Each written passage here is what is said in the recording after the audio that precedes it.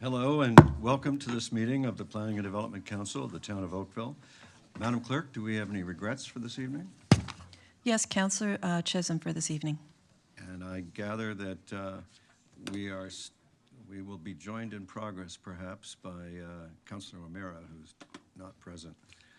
So, Council, I want to welcome everyone to the meeting, and I want to remind everybody in person that decorum is essential to our work here, and in order to ensure a peaceful and respectful environment for everyone who participates. Are there any declarations of pecuniary interest from Council? Madam Clerk, I see none. Council, would one of you move and the other second resolution resolving into committee of the whole? Councillor Lischina, Councillor Longo, thank you. Any objection? There being none, that's carried.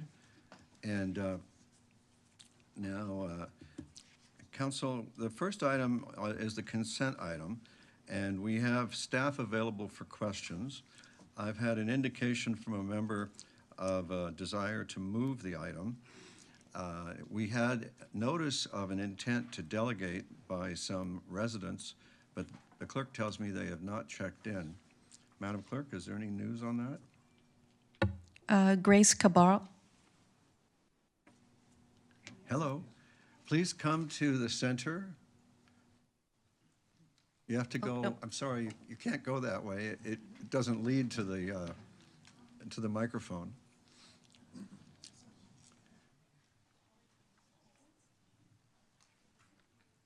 Anyone else?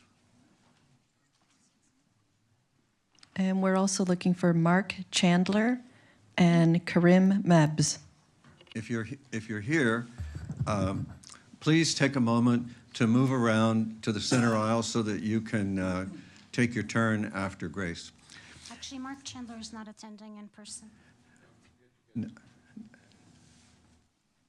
Now, in order for us to hear you, you come one at a time, unless you have some different arrangement among yourselves. But my first concern is to get whoever's going to speak into the microphone so that people can hear you here and at home. Thank you. Should I? Yeah, good evening, council members. My name is Grace Cabral. I'm actually a resident of 123 Maurice Drive.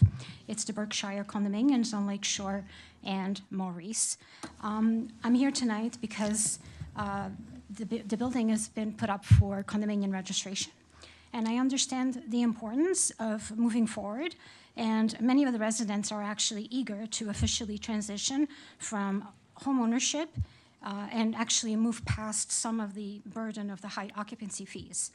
However, we also want to ensure that this process does not leave the homeowners with unresolved deficiencies and or ongoing issues that should continue to remain the builder's responsibility.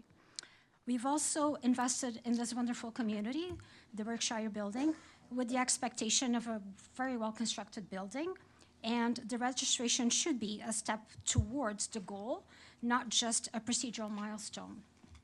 We also asked the council to consider ways to protect the homeowners during this transition so that registration benefits everyone, not just in a legal status by putting closure to what has been a development considerably delayed. During the sale process, all residents have been led to believe that the east side of the building, facing the Fortino's parking lot, was going to be eventually green space.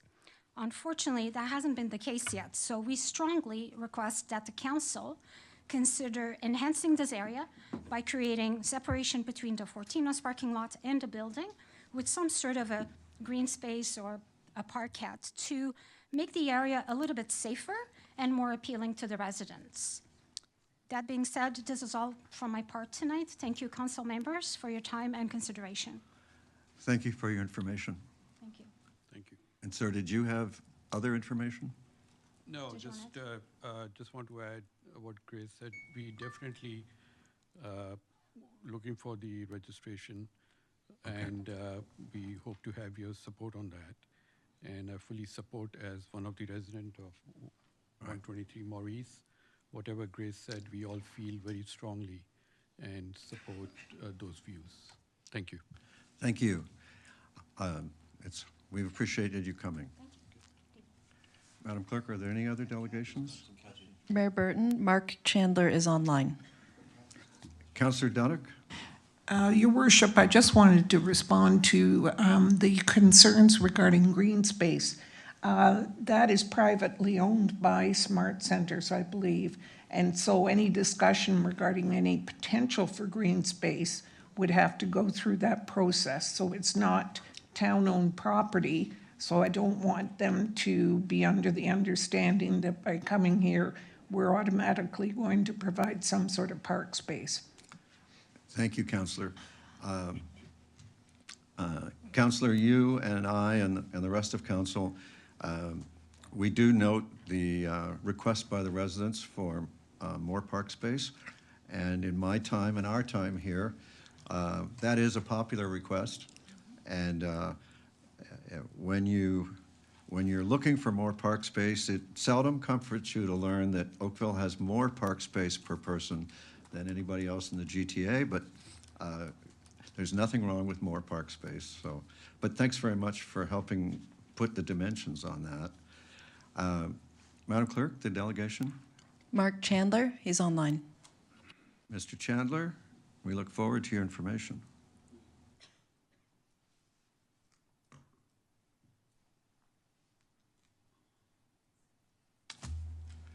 I don't see him, do you?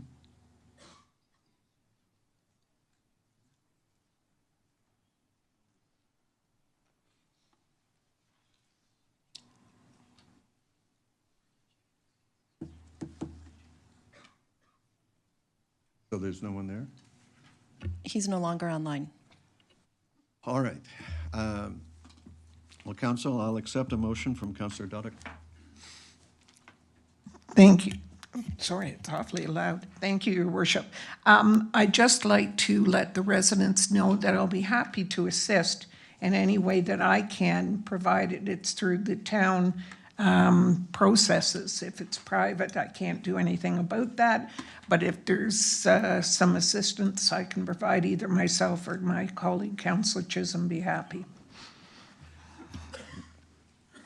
Oh, Councillor, Mr. Chandler is back. Mr. Chandler, we can't hear you, but we're looking forward to hearing from you.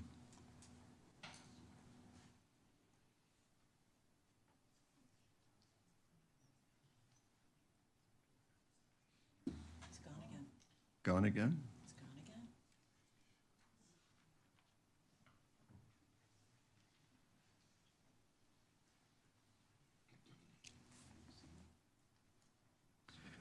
All right. The motion from the councillor is that the Director of Planning and Development be authorized to grant draft plan approval to the draft plan of condominium submitted by 123 Maurice Developments Limited and prepared by Kreckmer Surveyors Limited, dated February 27th, 2024. Is there any objection to the motion? Madam Clerk, there is no objection, and the motion carries unanimously. Thank you, Council.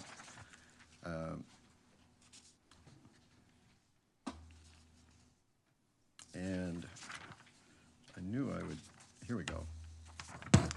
Council, I would like to, in response to a suggestion from a member, I'd like to turn our attention next to item 7.1, the Old Oakville Heritage Conservation District Bylaw and Planning Guidelines.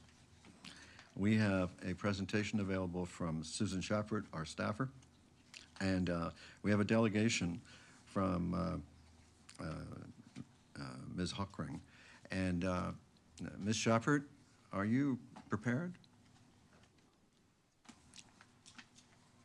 Ms. Hockring, are you ready after?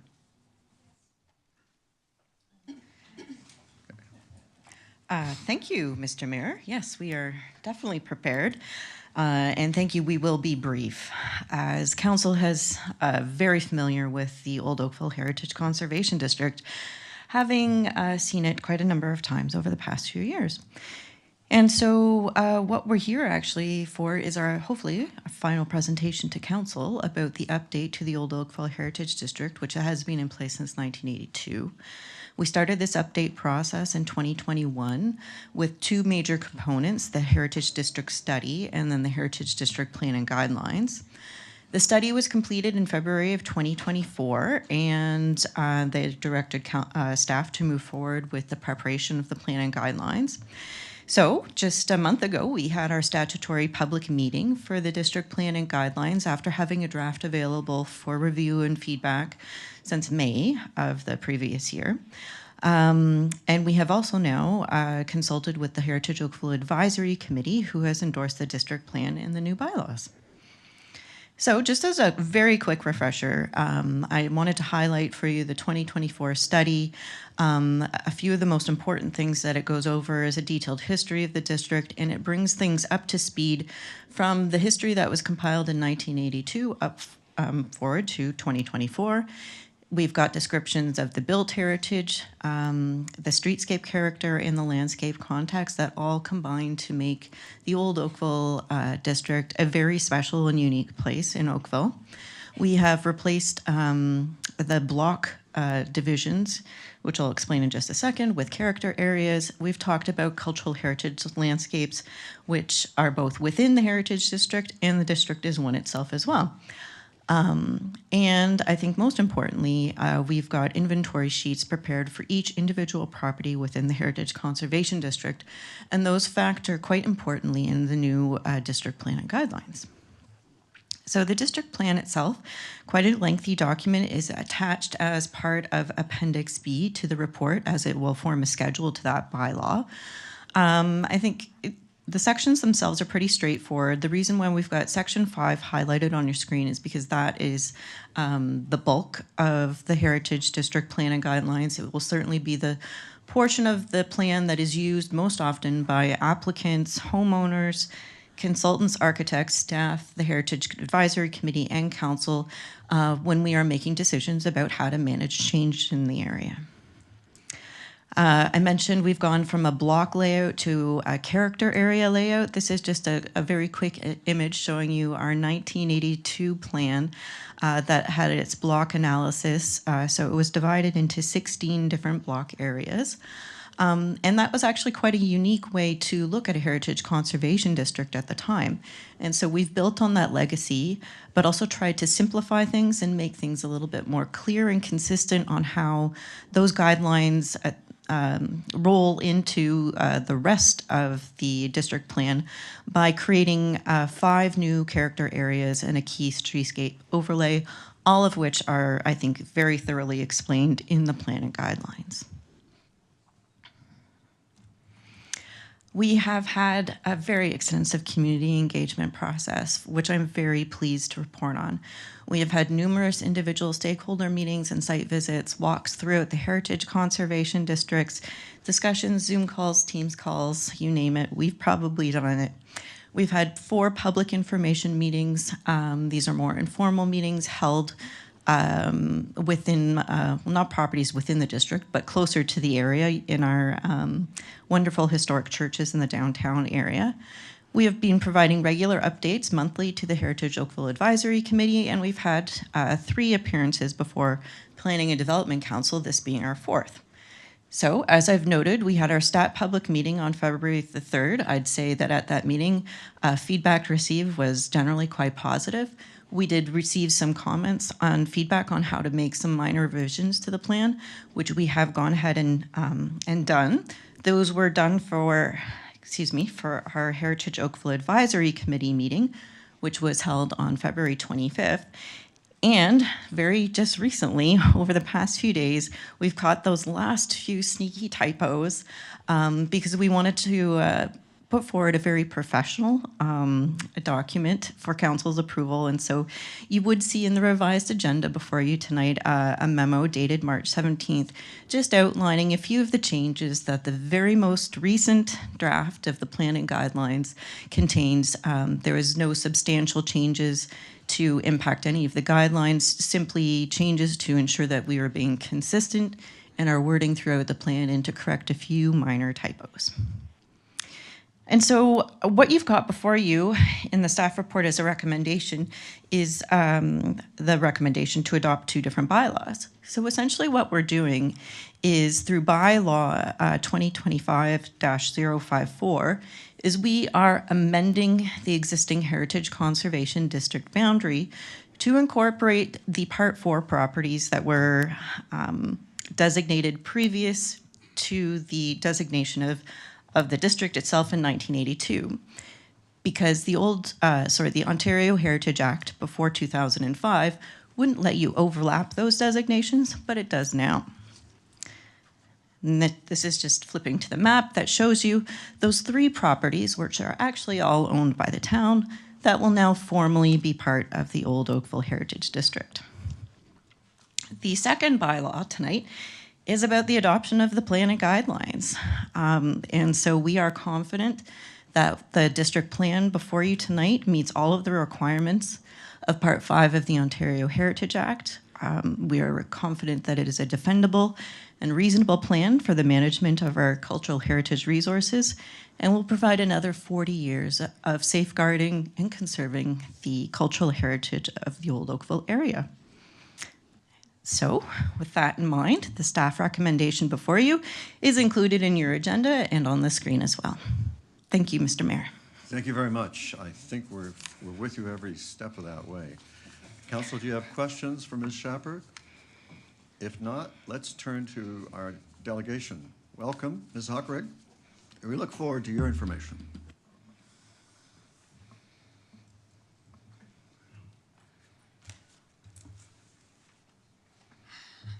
Mayor and members of council, it is my pleasure to be here this evening. My name is Jane Hockrig, and I live at 65 Navy Street. I'm a member of the Oakville Lakeside Residents Association Heritage Working Group, and I'm here today on behalf of the OLRA Board and have been authorized to speak. My comments will be brief.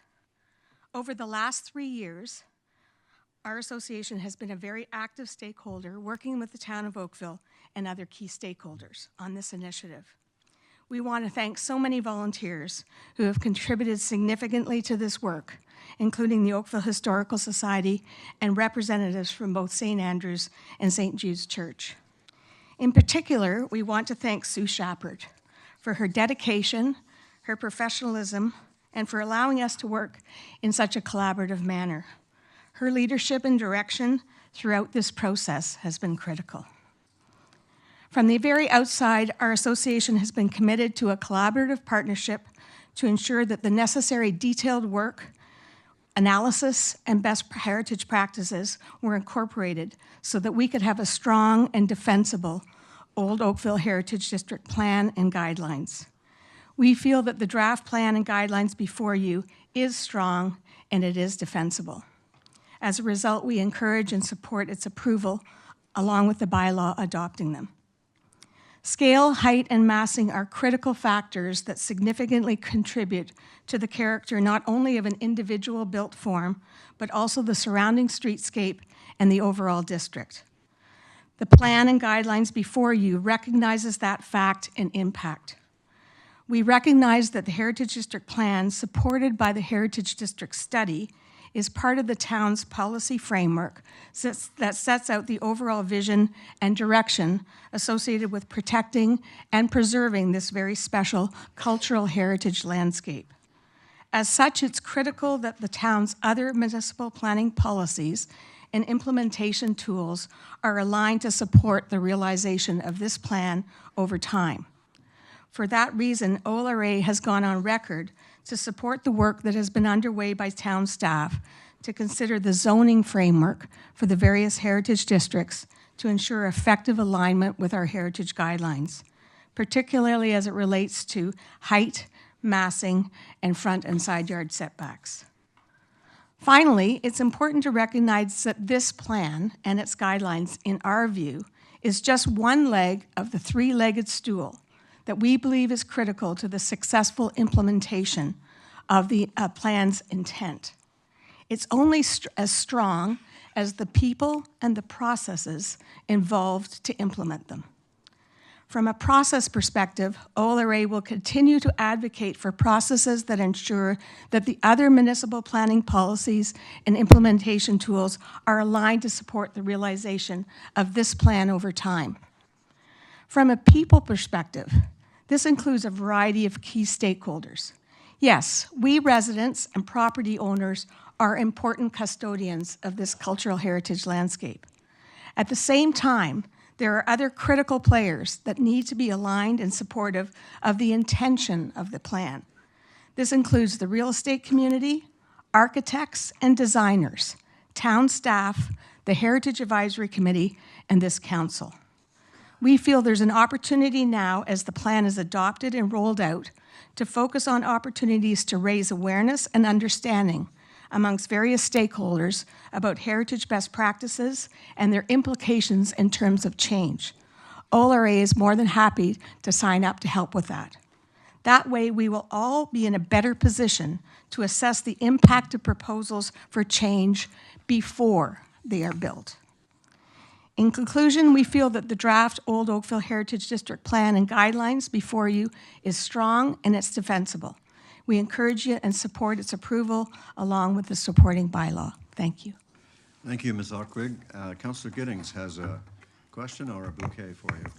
A couple of bouquets, actually. It's been a very long process. I remember sitting in your driveway with Councillor Janet with flipboards talking about the importance of process, number of meetings, and at our last Heritage Advisory Council meeting, when the comment was made that this plan was being assisted along by the current custodians. I love the way that that is put, realizing that it's a small step in time, and that you and your posse of residents care so much to devote so much time. It was also appropriate at committee that George Gordon passed the committee, passed it at committee, and George, as you know, I think, Mayor, you mentioned that at the last meeting, 42 years ago, the first time around. So thanks for all your efforts. And Councillor Duddick, thank you. You aren't on the committee anymore, but your guidance was extremely helpful guiding us through this. Thanks so much. And I'd be happy to move it at the appropriate time, Mr. Mayor. Thank you. Thank you very much. Councillor Giddings, your motion has been accepted, and it says listed in the agenda. Councillor, is there any objection to the motion? Councillor Duddick, would you like to speak? Yes, I'd just like to add my voice to those already voiced in terms of Susan's work and staff. It's a team effort, but I know that Susan being at the helm has helped considerably, and well done, well done. Thank you, Councillor Duddick. Everyone agrees. Madam Clerk, I'll just call again. Is there any objection to Councillor Giddings' motion? Madam Clerk, there is no objection. The motion carries unanimously. Thank you, Councillor Giddings, and everybody. Now, I have to move this back down to its position.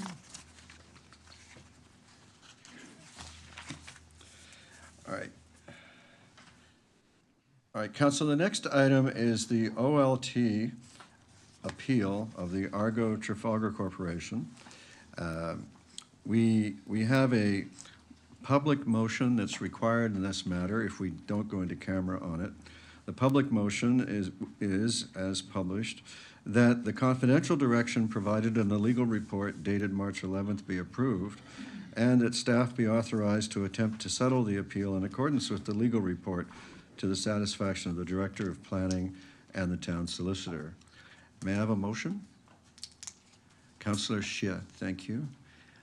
Is there any objection? Madam Clerk, there being no objection, Councillor Xie, your motion is successful. Thank you. Now that brings us to our public hearing items. We have three.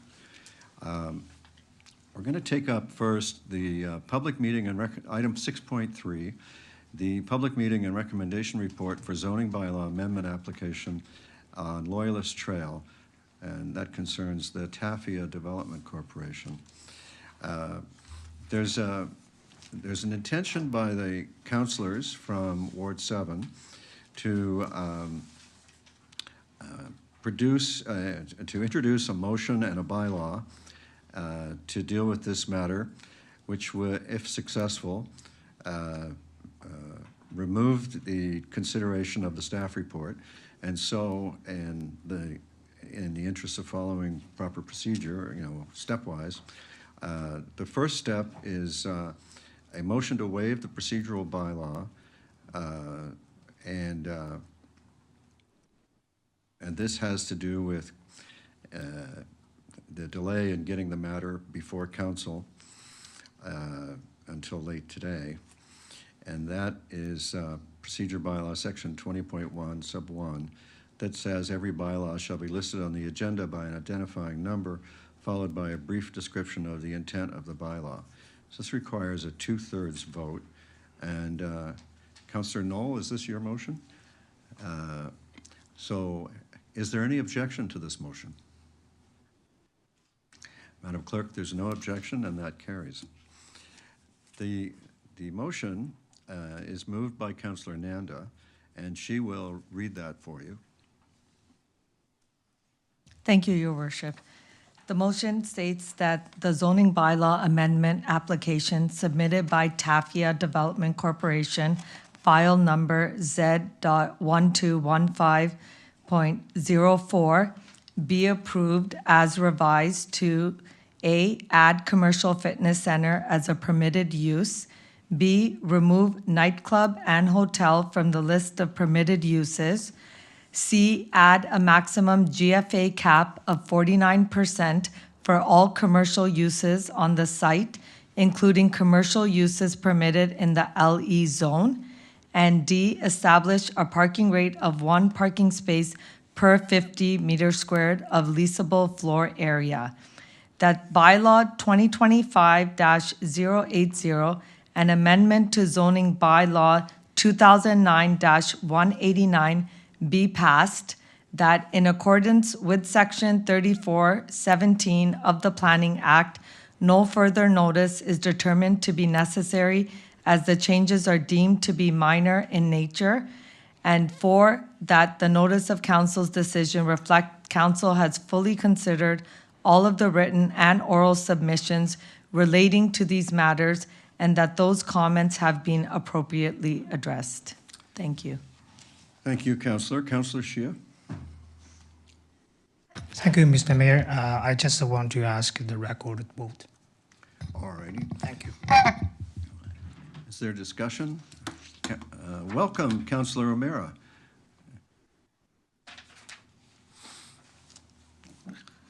All right. In that case, I'll put the I'll ask the clerk to call the roll. Oh, Councillor Dunick.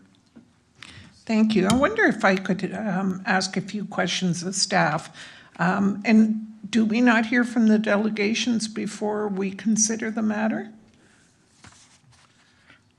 I believe they're here for, well, I beg your pardon.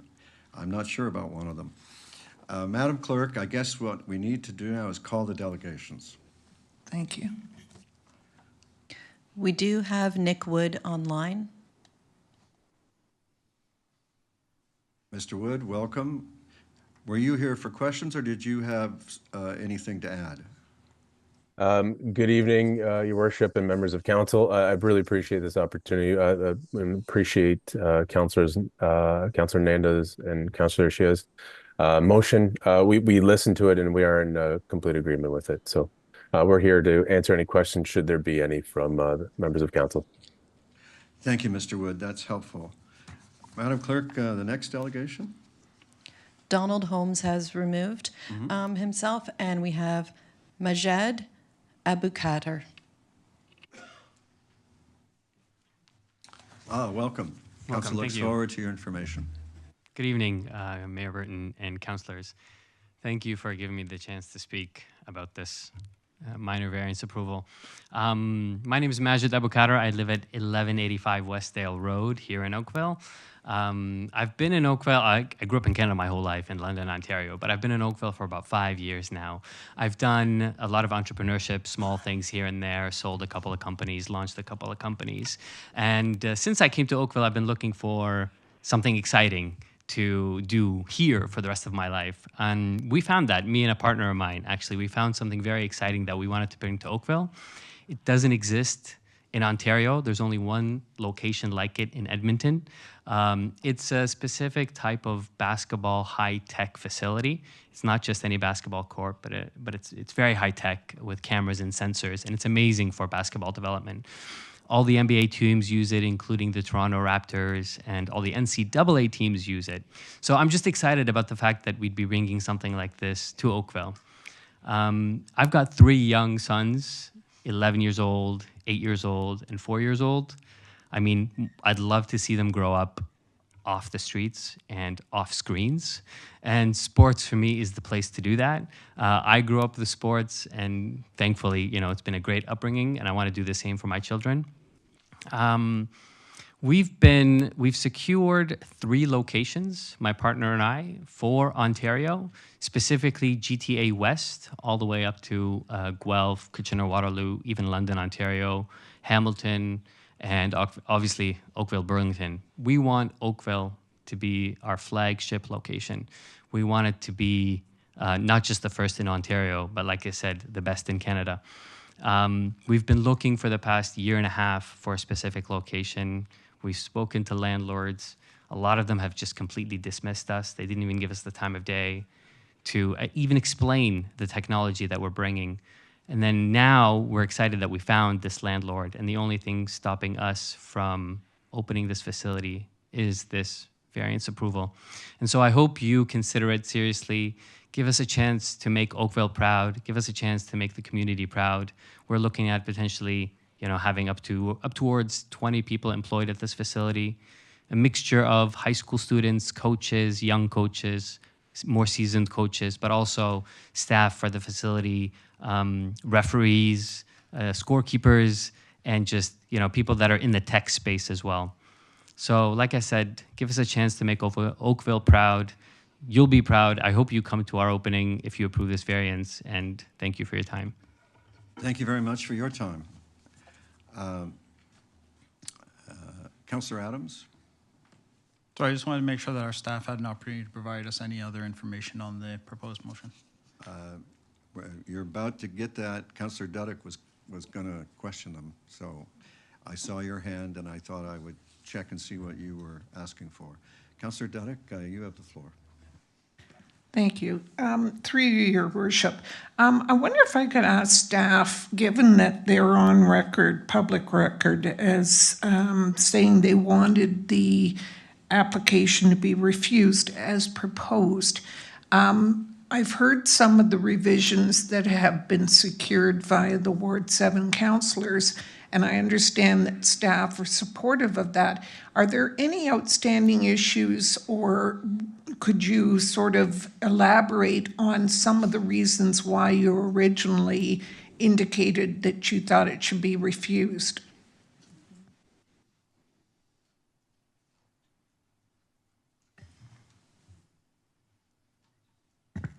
Thank you, Councillor, and through you, Mr. Mayor. The application, Councillor, as it was proposed, was looking at just one particular use up to 50%. And the OPA that Council had looked at, OPA 68, back in the fall, ended up being appealed. And so because there was no settlement dealing with that particular issue, we wanted to ensure that Council had all the options available to it. And so staff had therefore recommended refusal of this because this application did not line up with the in effect policies, notwithstanding that the OPA that Council had approved was then appealed. So the state that we're at now is to look at a cap for all of the commercial, which ensures that it still aligns with the spirit of what Council had approved in OPA 68, while still allowing this site to continue to develop with other uses, which would be added into the byline consistent with the LE zone.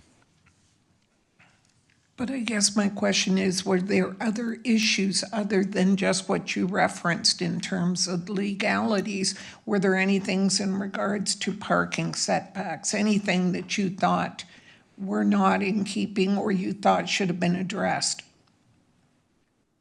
Through you, Mr. Mayor, the site is built, it's constructed, so the parking that is there will be there. What I think you will see over time is a shift in the use of the site. So you're not going to see all of the uses all of the time. So it becomes a time of use evaluation, where if there is more basketball use or fitness use, that will tend to be either first thing in the morning or then in the evening hours. And therefore the employment uses would be more in that middle band of the day. So you're going to be seeing more of a flex of when the site's going to be used, but by different users throughout the day. Okay, thank you. Thank you, Councillor. Councillor Elgar? Thank you, through Mayor Burton. Just trying to understand, on page 331 of the report, proposed land use contribution to total floor area, where I hear about this 50, what is it, 49-51 split?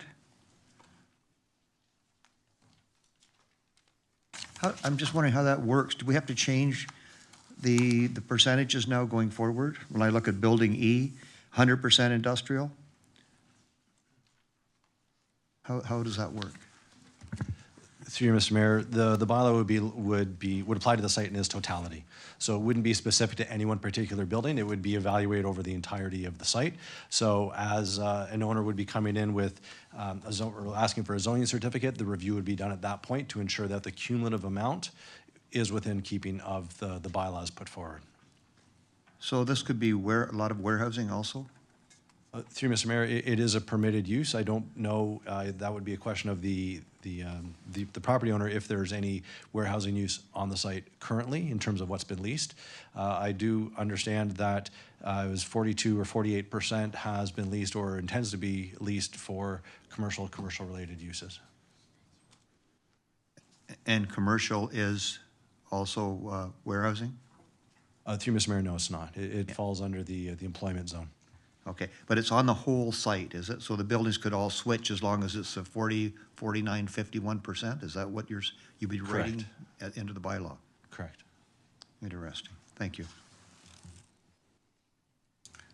So if I might, Mr. Director, is it accurate that the entire site could be warehouses? Yes, Mr. Mayor, the zoning does permit warehousing use. And without the change, the zoning permits warehouses and a nightclub and what was the other use? A hotel? Correct. So in terms of the prospect of warehouses, permitting the commercial space reduces the prospect of warehouses? That would be correct, yes. Okay, thank you. Any other questions, Council? Councillor Nanda. Thank you, Your Worship. I just wanted to thank staff. I wanted to thank staff for the work that they did with us and with the applicant. This was in the works for a while, and we were looking at finding a balance for the community and for what our permitted uses and what our policies were as well. So I just want to say thank you for all the work that you did on this and helping us put this together. Thank you, Councillor Nanda. Madam Clerk, would you call the roll call vote, the recorded vote? Mayor Burton, Yes. Councillor O'Meara, Yes. Councillor McNeese, Yes. Councillor Duddick, Yes. Councillor Haslett Thiel, Yes. Councillor Giddings, Yes. Councillor Elgar, Yes. Councillor Longo, Yes. Councillor Knoll, Yes. Councillor Grant, Yes. Councillor Adams, Yes? Councillor Lischina, Yes. Councillor Nanda, Yes. Councillor Shi, Yes. and that carries unanimously. Thank you, Council. I congratulate us on the way by exchanging our information courteously. We actually came to a good place on this where we all understood it, maybe for the first time. So thank you very much for that. The next item is the public meeting report, plan of subdivision and zoning bylaw amendment for Argo Lions Valley Limited, 1303 Dundas Street West. And we have our staff member, Catherine Buckerfield, available for questions, Council.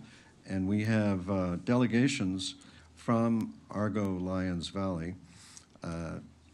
This is the first of two matters, and what I'm about to say is applies to the next item as well. And most of the people here, you need to understand the nature of the process that we're involved in.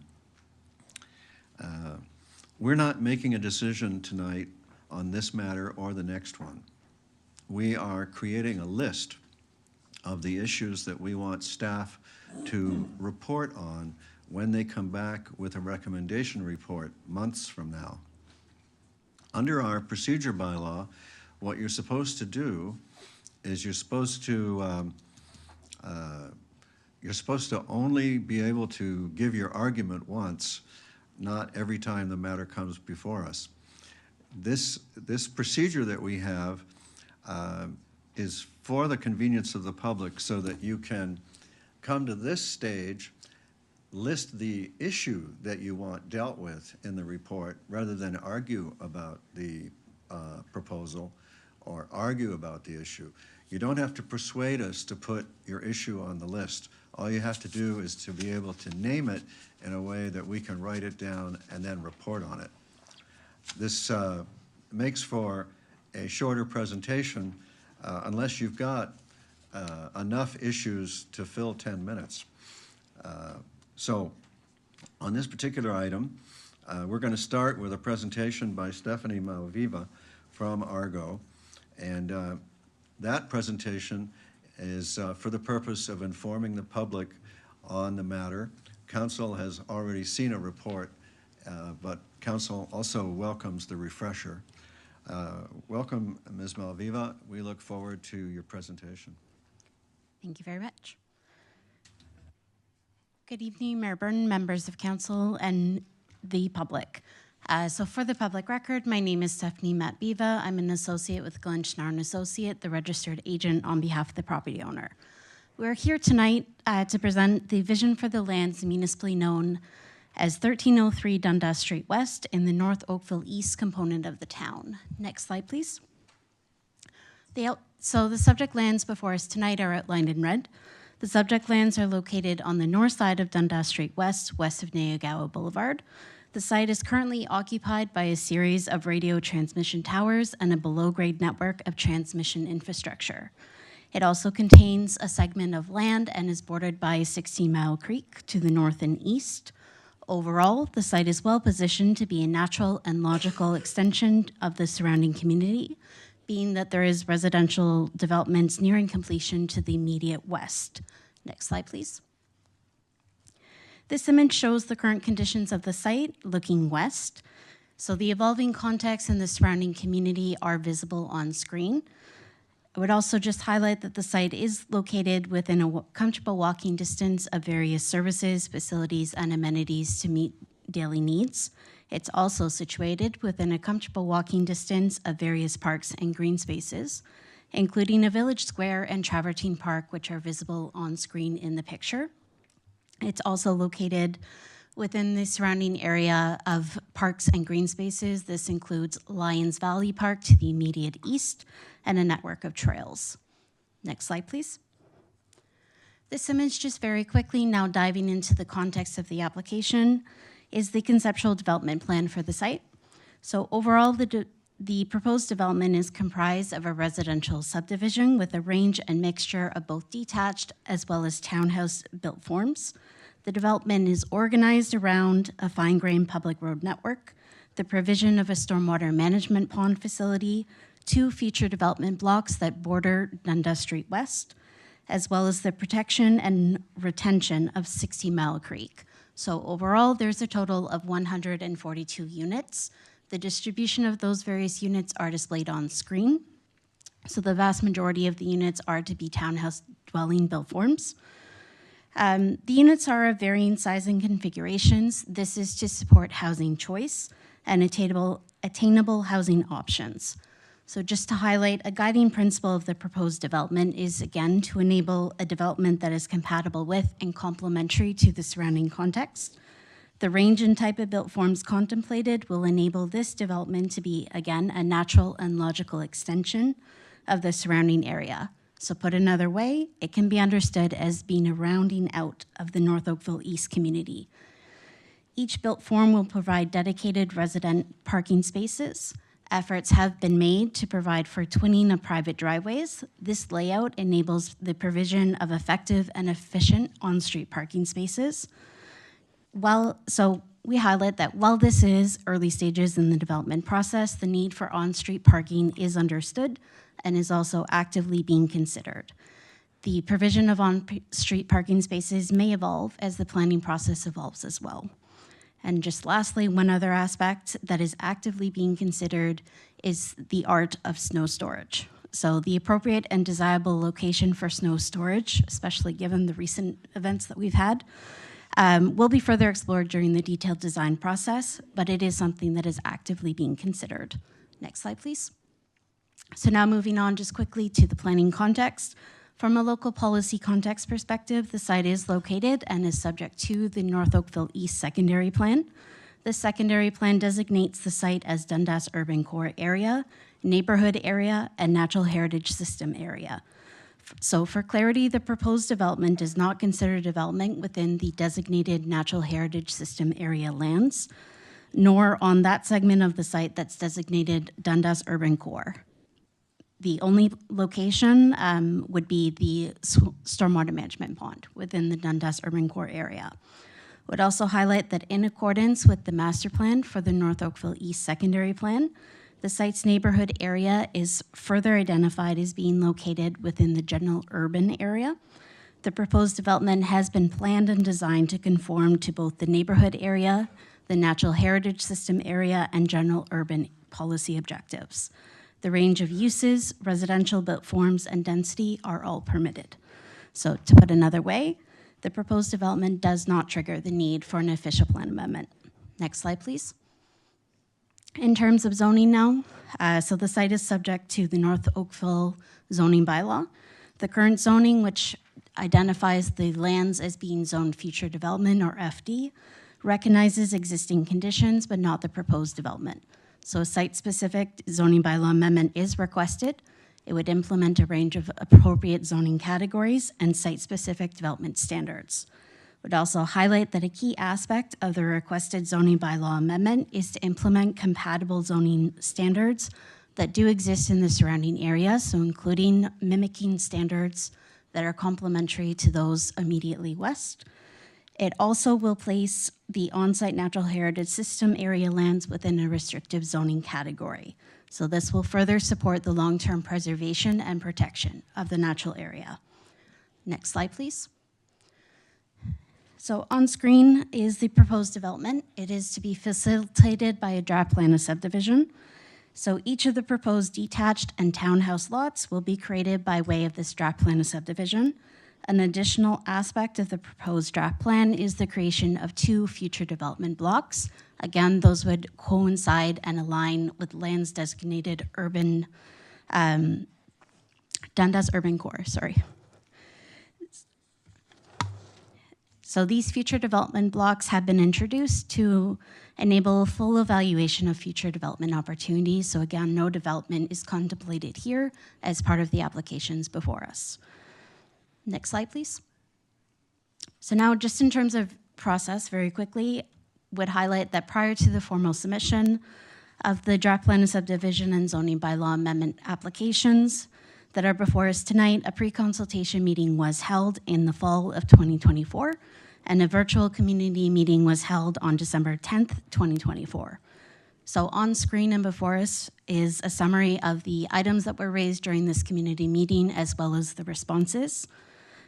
For the sake of brevity, I will not go through each and every question that was raised and the responses, but I do want to touch on a few key aspects. So firstly, there is a desire identified to see a greater range of residential built forms from the initial development concept that contemplated a range and mixture of only townhouse built forms. So again, the application before us tonight took that feedback, and we implemented a greater mix, including the detached dwelling forms that line 16 Mile Creek. Secondly, clarification was requested on the development vision for the development blocks along Dundas Street West. So as I spoke about earlier, these lands are future development blocks, and the development vision for these lands will be determined at a future date and will also be subject to further processes. And lastly, a question was raised about the potential environmental impact of the existing radio towers. So in advance of the applications being submitted, a qualified professional was retained. The recommendations identified in the accompanying technical report will be followed to ensure that as the towers are decommissioned, they are done in accordance with proper procedures and safely. So removals of the towers will also provide opportunities for health concerns and public health to be eliminated. Next slide, please. So just in closing, it's my opinion that the site is an appropriate and desirable location for residential intensification to occur. The proposed development represents an opportunity to be a natural, logical extension of this evolving surrounding context. The proposed mixture and range of residential built forms are not only permitted, but they're also within the permitted density and also support greater housing choice. And lastly, overall, the proposal, corresponding draft plan, and corresponding amendment are consistent with provincial policy, also conform to regional and local policy objectives. Next slide, please. And with that, happy to answer any questions that there may be. Thank you. Thank you very much. You have drawn a question by Councillor Shea. Sorry. Thank you, Mr. Mayor. Thank you for the presentation. So a couple of questions about the clarity. So first of all, so based on the application, so you total have 131 resident dwellings. So how many single detached is 20 based on the map? The all rest is townhouse. We could go back to the presentation, please, through you, Mr. Mayor.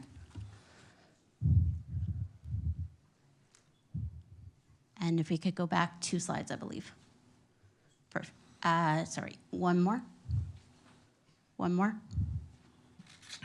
Nope, 3 That more, one. sorry. Yeah. The conceptual development concept plan is the slide that I'm after. There, perfect, thank you. Again, so through you, Mr. Mayor, to you, Councillor. The single detached dwelling, there's 34 units contemplated. So again, there's a selection that are positioned along 60 Mile Creek, and there's also a selection that are more internal to the site. All of the detached dwellings, 34 units in total, are colored yellow on screen. Okay, thank you. So how many visitor parking do you consider among this? So it is subject to further analysis. Currently, I believe we're proposing 0.25 spaces per residential unit, which would be in accordance with the parent bylaw. That is an aspect that we can certainly take back if we need to provide additional. Yeah, because in Ward 7, we always have a very big problem for the parking. So you have such a number of townhouses, so we need to have the visitor parking, because otherwise how they can parking is cannot do the Dundas, cannot do the other. So that should be considered. Absolutely. Okay. And would you explain this? What's the future development on close to the Dundas? So through you, Mayor Burton, to the councillor, the future development blocks are lands owned by the applicant, but again, they're not subject to development at this time. The development vision would be established through future processes. So at this time, it's to be determined. Okay, thank you very much.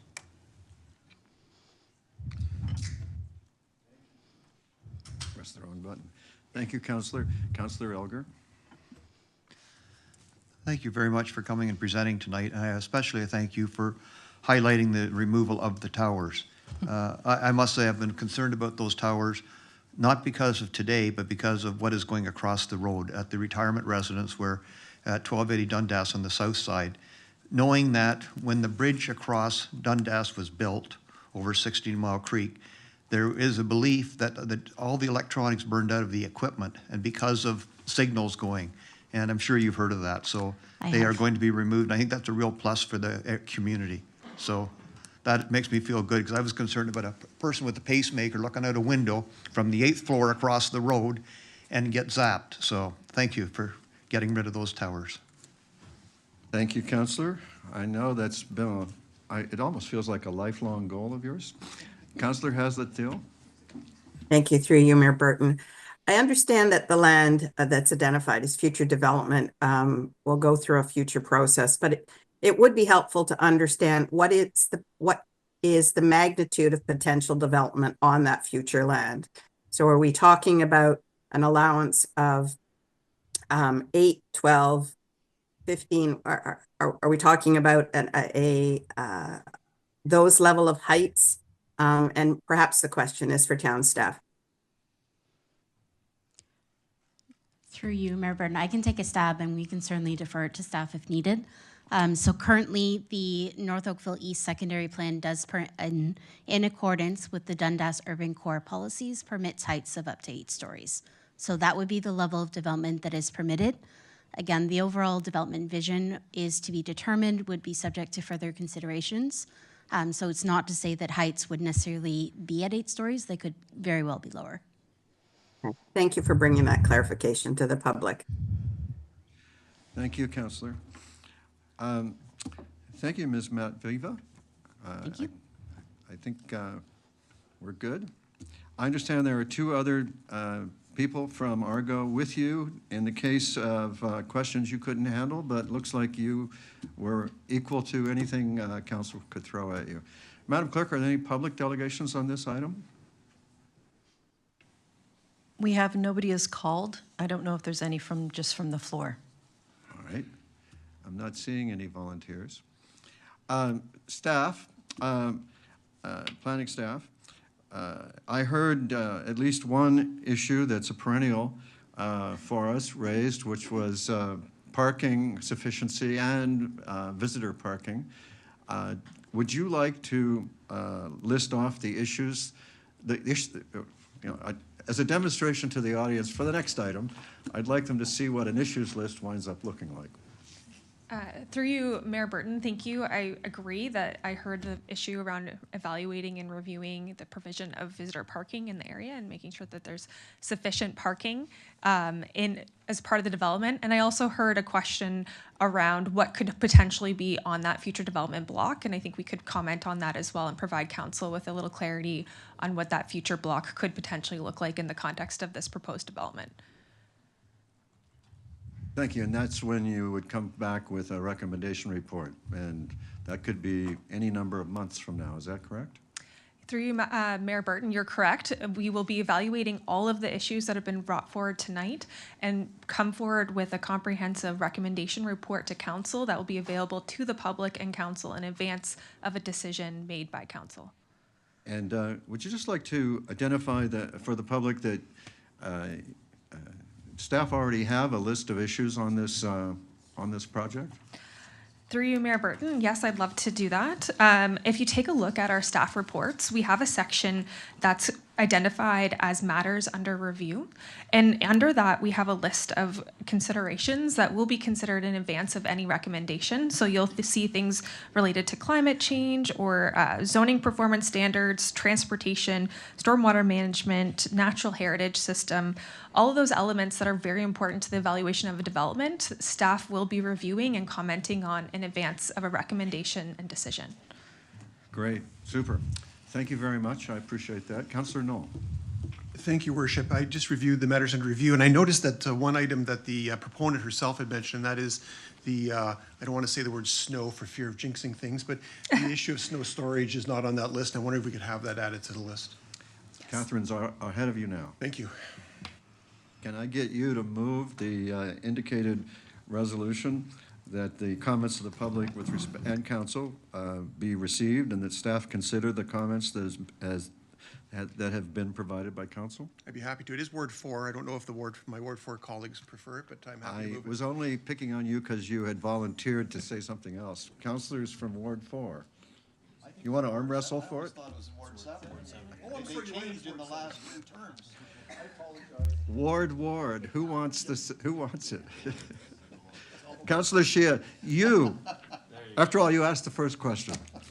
All right, any objection to the motion by Councillor Shea? There being none, Madam Clerk, that carries unanimously. Thank you, everybody. Well, these educational sessions, they're very good for everybody. All right, now, Council, it's 7:30.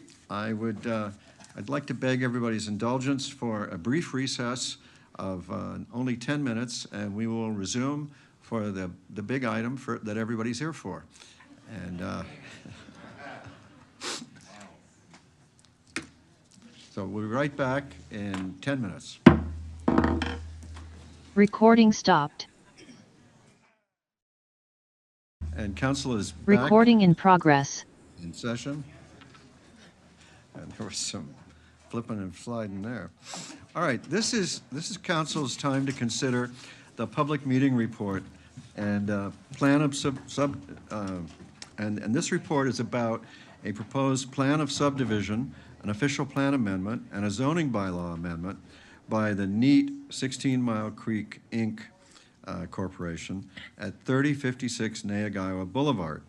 And we have a member of our professional staff on hand, Catherine Buckerfield, for questions. And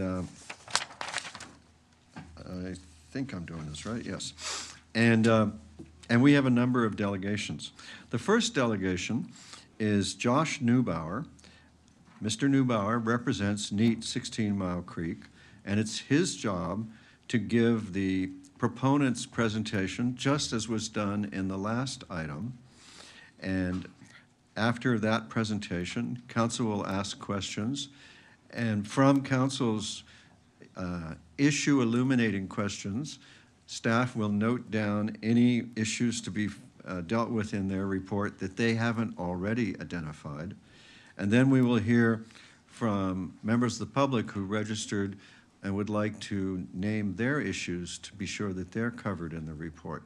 So with that introduction, Mr. Neubauer, welcome. And Council looks forward to your presentation and your information. Thank you, and good evening, Mayor Burton, members of Council. My name is Josh Neubauer. I'm a partner with Urban Strategies and a registered professional planner. Thank you for the opportunity to join you this evening and speak on behalf of NEAT Communities and to provide you all with some information about the proposed development at 3056 Neagawa Boulevard. Next slide, please.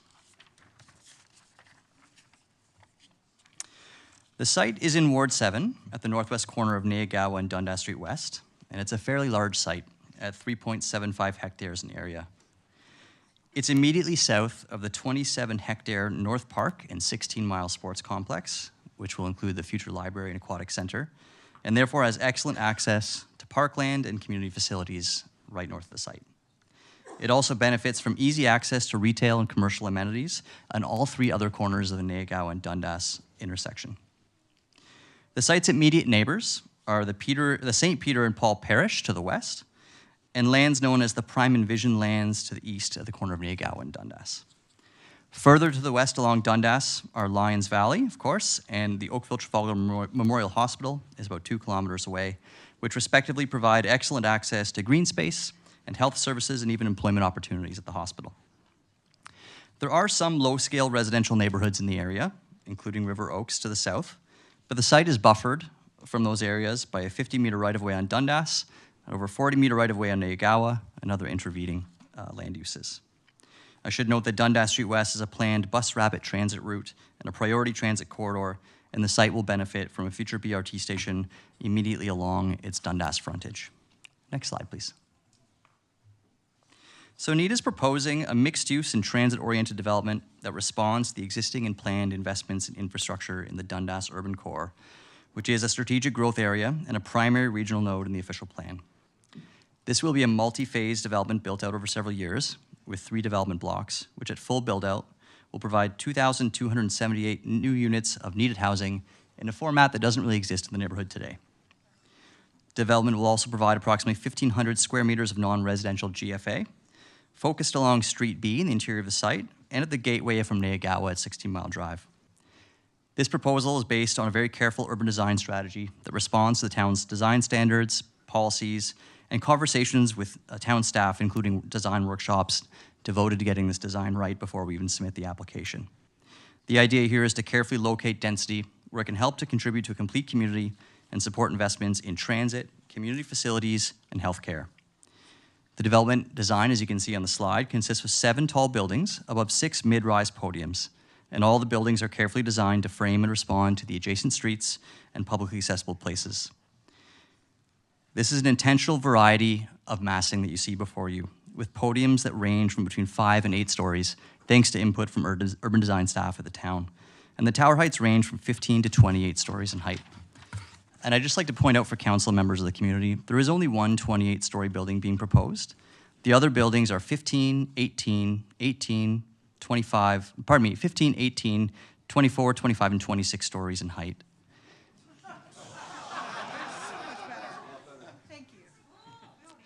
Okay, so this will not be a monolithic. Excuse me, sir. In Oakville, at a meeting, we don't heckle, laugh, or otherwise interrupt presenters. It's not considered fair ball. And I will expel people who cannot behave to that standard. Can we all agree to those rules of behavior? Thank you. Please resume. Thank you, Mr. Mayor. And if my time goes slightly over as a result of that, may I continue? Thank you very much. So given the variety of heights of the buildings, this will not be a cramped or monolithic feeling development. It's designed to deliver density with a broad range of heights and generous spacing between buildings. And there's an intentional height peak at the center of the site, locating the tallest building where it's furthest away from neighboring properties. In terms of spacing, all the tower elements are at least 25 meters apart, and really the vast majority of those are separated by 35 to 67 meters apart, which is far above the typical separation distance and will guarantee access to light, air, and privacy for all residents. The development will also provide new community open spaces that are meant to complement the available 27 hectares of park space to the immediate north. So the new, community spaces on site include a new urban plaza designed at the corner of 16 Mile Drive and Neagawa, which is designed to activate and complement the library and sports complex right there. There's also a new neighborhood open space at the west of the site that's meant to complement the St. Peter and Paul Parish lands and generally serve the community. I know that parking is a concern for the community, and this development, will provide a parking rate of 1.2 spaces per unit, including one space per resident per unit, one resident space per unit, I'll put that more clearly, and 0.2 spaces that are combined for visitors and commercial spaces. And I just want to point out that in this area of Oakville, under the zoning bylaw, there's actually a maximum rate of 1.25 spaces per unit, so this is very much in line with current zoning.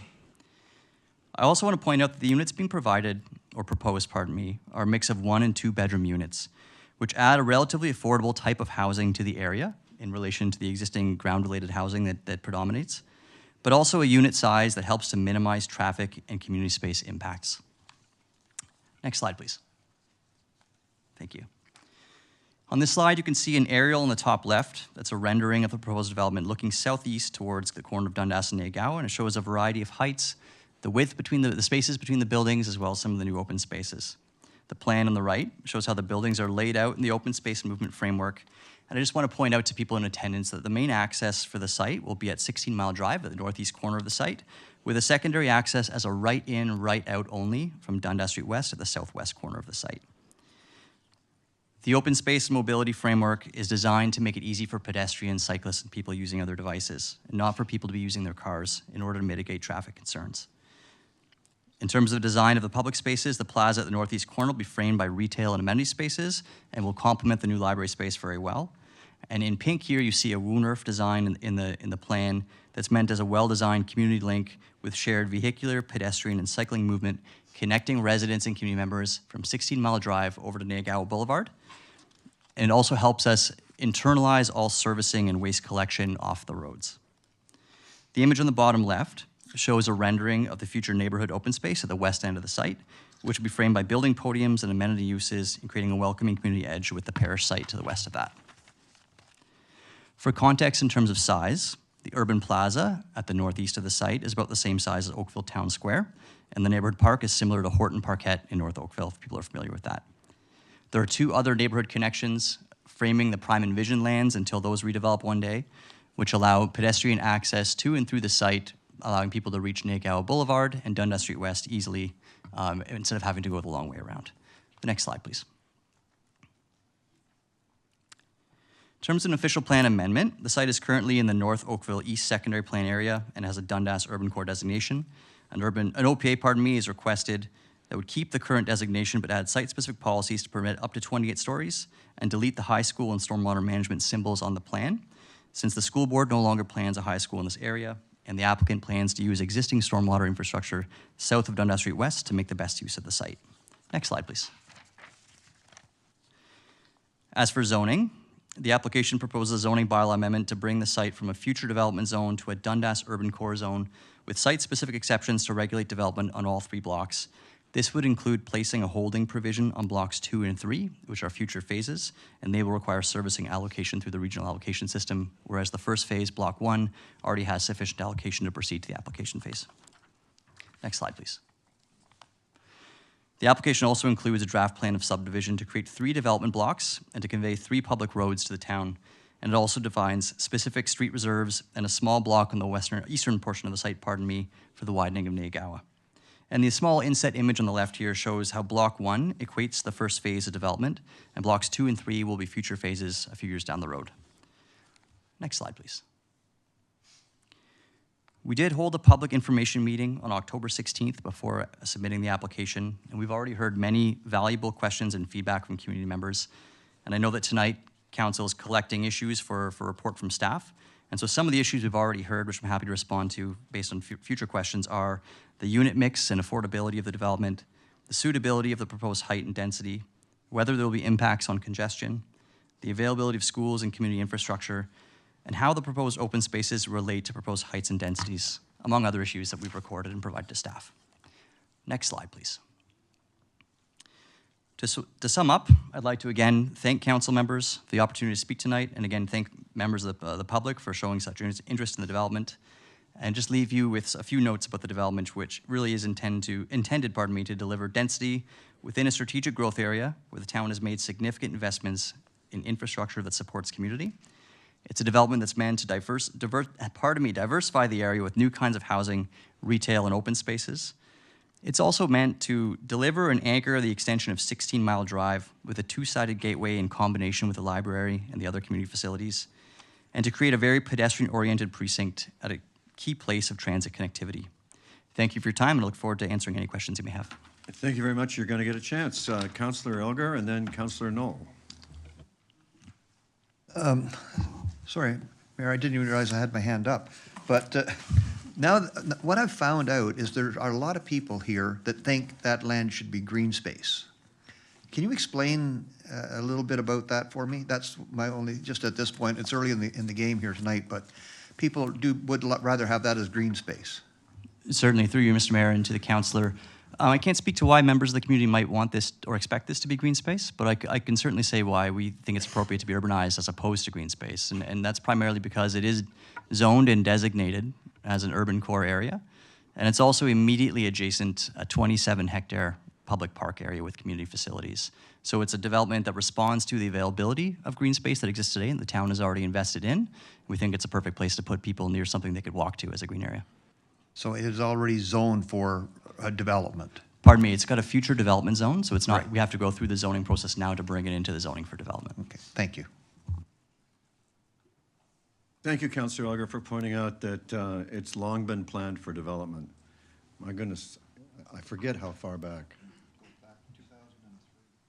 Back to 2003. Councillor Knoll.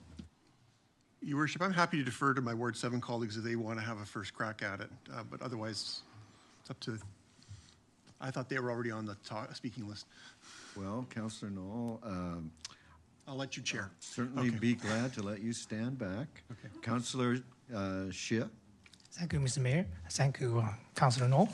So I have a question. So based on the report on page 94, so the unit is probably 70% one-bedroom unit and 30% of two-bedroom. But based on your presentation, you got a 42-bedroom and 62-bedroom or one-bedroom, 42-bedroom. What that? Can you explain what's the difference? Sure. Through you, Mr. So Mayor. which one is correct? Yeah, thank you. Through you, Mr. Mayor, and to you, Councillor. The report is correct. I believe that's a typo in the presentation.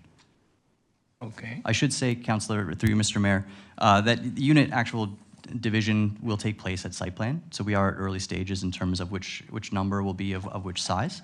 So at the zoning stage for now, this is the unit count, but the planning rationale would have the more accurate stats. Okay, so I recall when you have the public information session, I asked the question again at that time. So do you consider about 3-bedroom to compare with the multi-generation families? Because in Ward 7, we got a lot of newcomers and multi-generation live together. So for the condominium, so is that potential to have this kind of size design for the families? Sure. Through you, Mr. Mayor, and thank you, Councillor, for the question. I do recall the question you raised at the community meeting. The challenge with providing 3-bedroom units in North Oakville is that they would compete with ground-related housing. So as you can see, even from the application before mine this evening, there are a lot of townhouses and single-family homes not only existing, but being proposed in the area. So for a condominium developer to try to market a 3-bedroom unit when someone could next door easily access a larger ground-related unit, it's a challenging proposition. So this development is proposed and designed in a way to provide what's actually a missing housing product for people to increase housing choice with a relatively more affordable and smaller housing product. Okay, thank you. Thank you. Councillor Nanda? Thank you. Through you, Mayor Burton. Was there any consideration in the planning stages to go with what the current OPA is? Through you, And Mr. what's currently, allowed along with bonusing? And I think this is maybe a question for staff too. What are the heights that you can currently do? Sure. Through you, Mr. Mayor, and thank you, Councillor, for the question. So under the current official plan, which was created, drafted over 20 years ago and approved just under that, at the time had the Section 37 provisions, which were still enforced at the time. So it permits 8 stories as of right with up to 12 through density bonusing under Section 37, which as you know, no longer exists. So effectively the policy direction at the time was 12 stories maximum with bonusing. I think your question started with why didn't we stick to that? Mm-hmm. I think that we're responding to a lot of policy direction, both provincially and locally, as well as national housing requirements. In this case, we are responding to the need to maximize and optimize the use of a site, pardon me, not maximize, but optimize a site to make best use of infrastructure, including transit investments, the investments at North Park, as well as to provide housing options for the community. Okay. And I think I have some questions for staff, but should we wait for that after delegations? I think there'll be time for that. So thank you for waiting for the rest. We'll wait for. So Councillor Knoll, Councillor Grant, and Councillor Adams, what issues would you like to illuminate? Thank you. I'm just curious with that last comment you made. What local policy direction are you responding to? Because you said local and provincial policy direction. So what local policy direction are you responding to with this more enhanced development over what was originally proposed in our OPA 198 and the resolution to that planning process? Sure, through you, Mr. Mayor, and thank you, Councillor, for the question. It's a sort of a combined statement about what we're responding to. We always, when we propose any development and as planners justify that development, we have to look at the full policy framework, as you know. So my statement was related to the fact that we are responding to both provincial policy and local policy. The local policy, because you have an in-force official plan here, wouldn't specifically direct an applicant to propose higher density, but it is in the hierarchy of Oakville and previously the regional official plan, it is a place where intensification is directed. Okay, well, that's a question back for staff then to put on the list is what local policy is driving this application, because in my mind, the North Oakville secondary plan and our official plan is our local policy, so I'm curious how that relates. Second question is, when was this property purchased? I don't have that information, but we can respond Relatively back. recently though, right? I'm sorry, I don't have that available. Well after the settlement of North Oakville secondary plan, correct?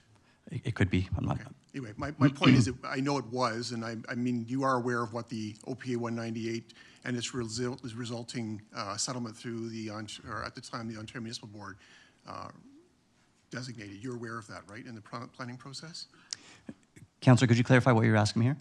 We went through a large planning process, very long planning process that actually changed seats in a couple elections ago, many elections ago, and we spent a lot of time studying all these lands north of Dundas. It was our ward at that time, and there was a very long-fought resolution through the Ontario Municipal Board for those lands that was not ideal for what the town wanted, but it's ultimately what we got.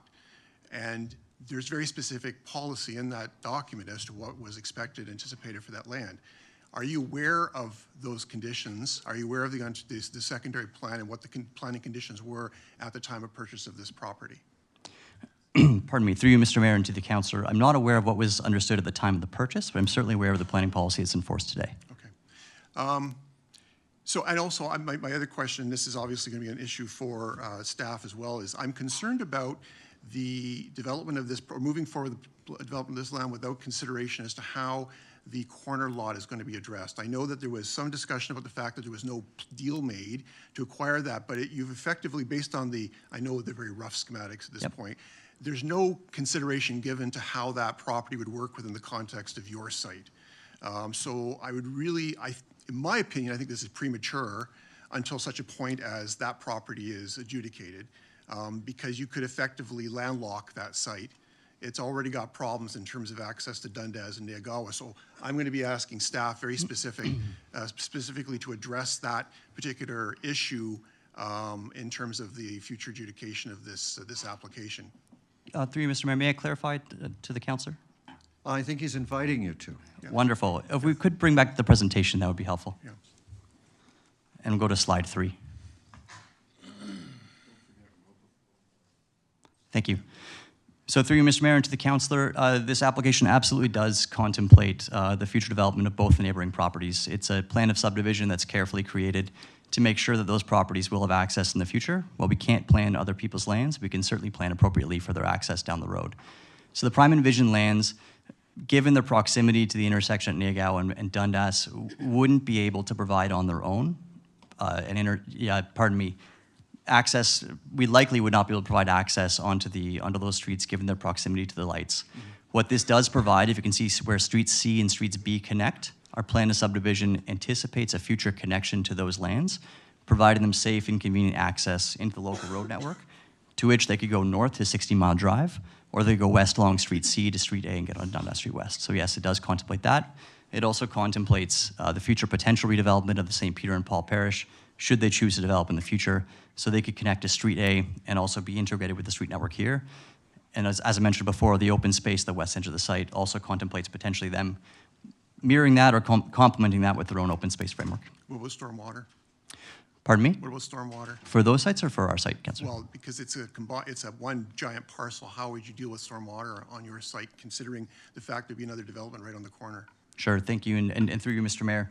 The stormwater strategy for this site contemplates utilizing existing stormwater infrastructure on the Riverbank Road to the south of Dundas Street West, optimizing that, improving it to prevent any concern about flooding mitigation, but in the meantime, allowing this to make best use of the site and to have a better urban design condition on an area where there will be a future BRT stop as opposed to having a stormwater pond on the frontage.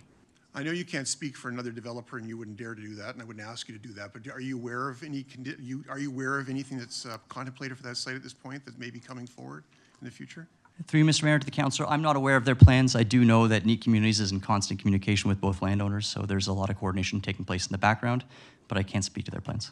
Okay, Your Worship, my request to staff in this case would be to clearly identify what the conditions would be for an appropriate interface with that property when that development comes. Thank you. I'm confident that their note-taking is keeping up with you. Councillor Grant.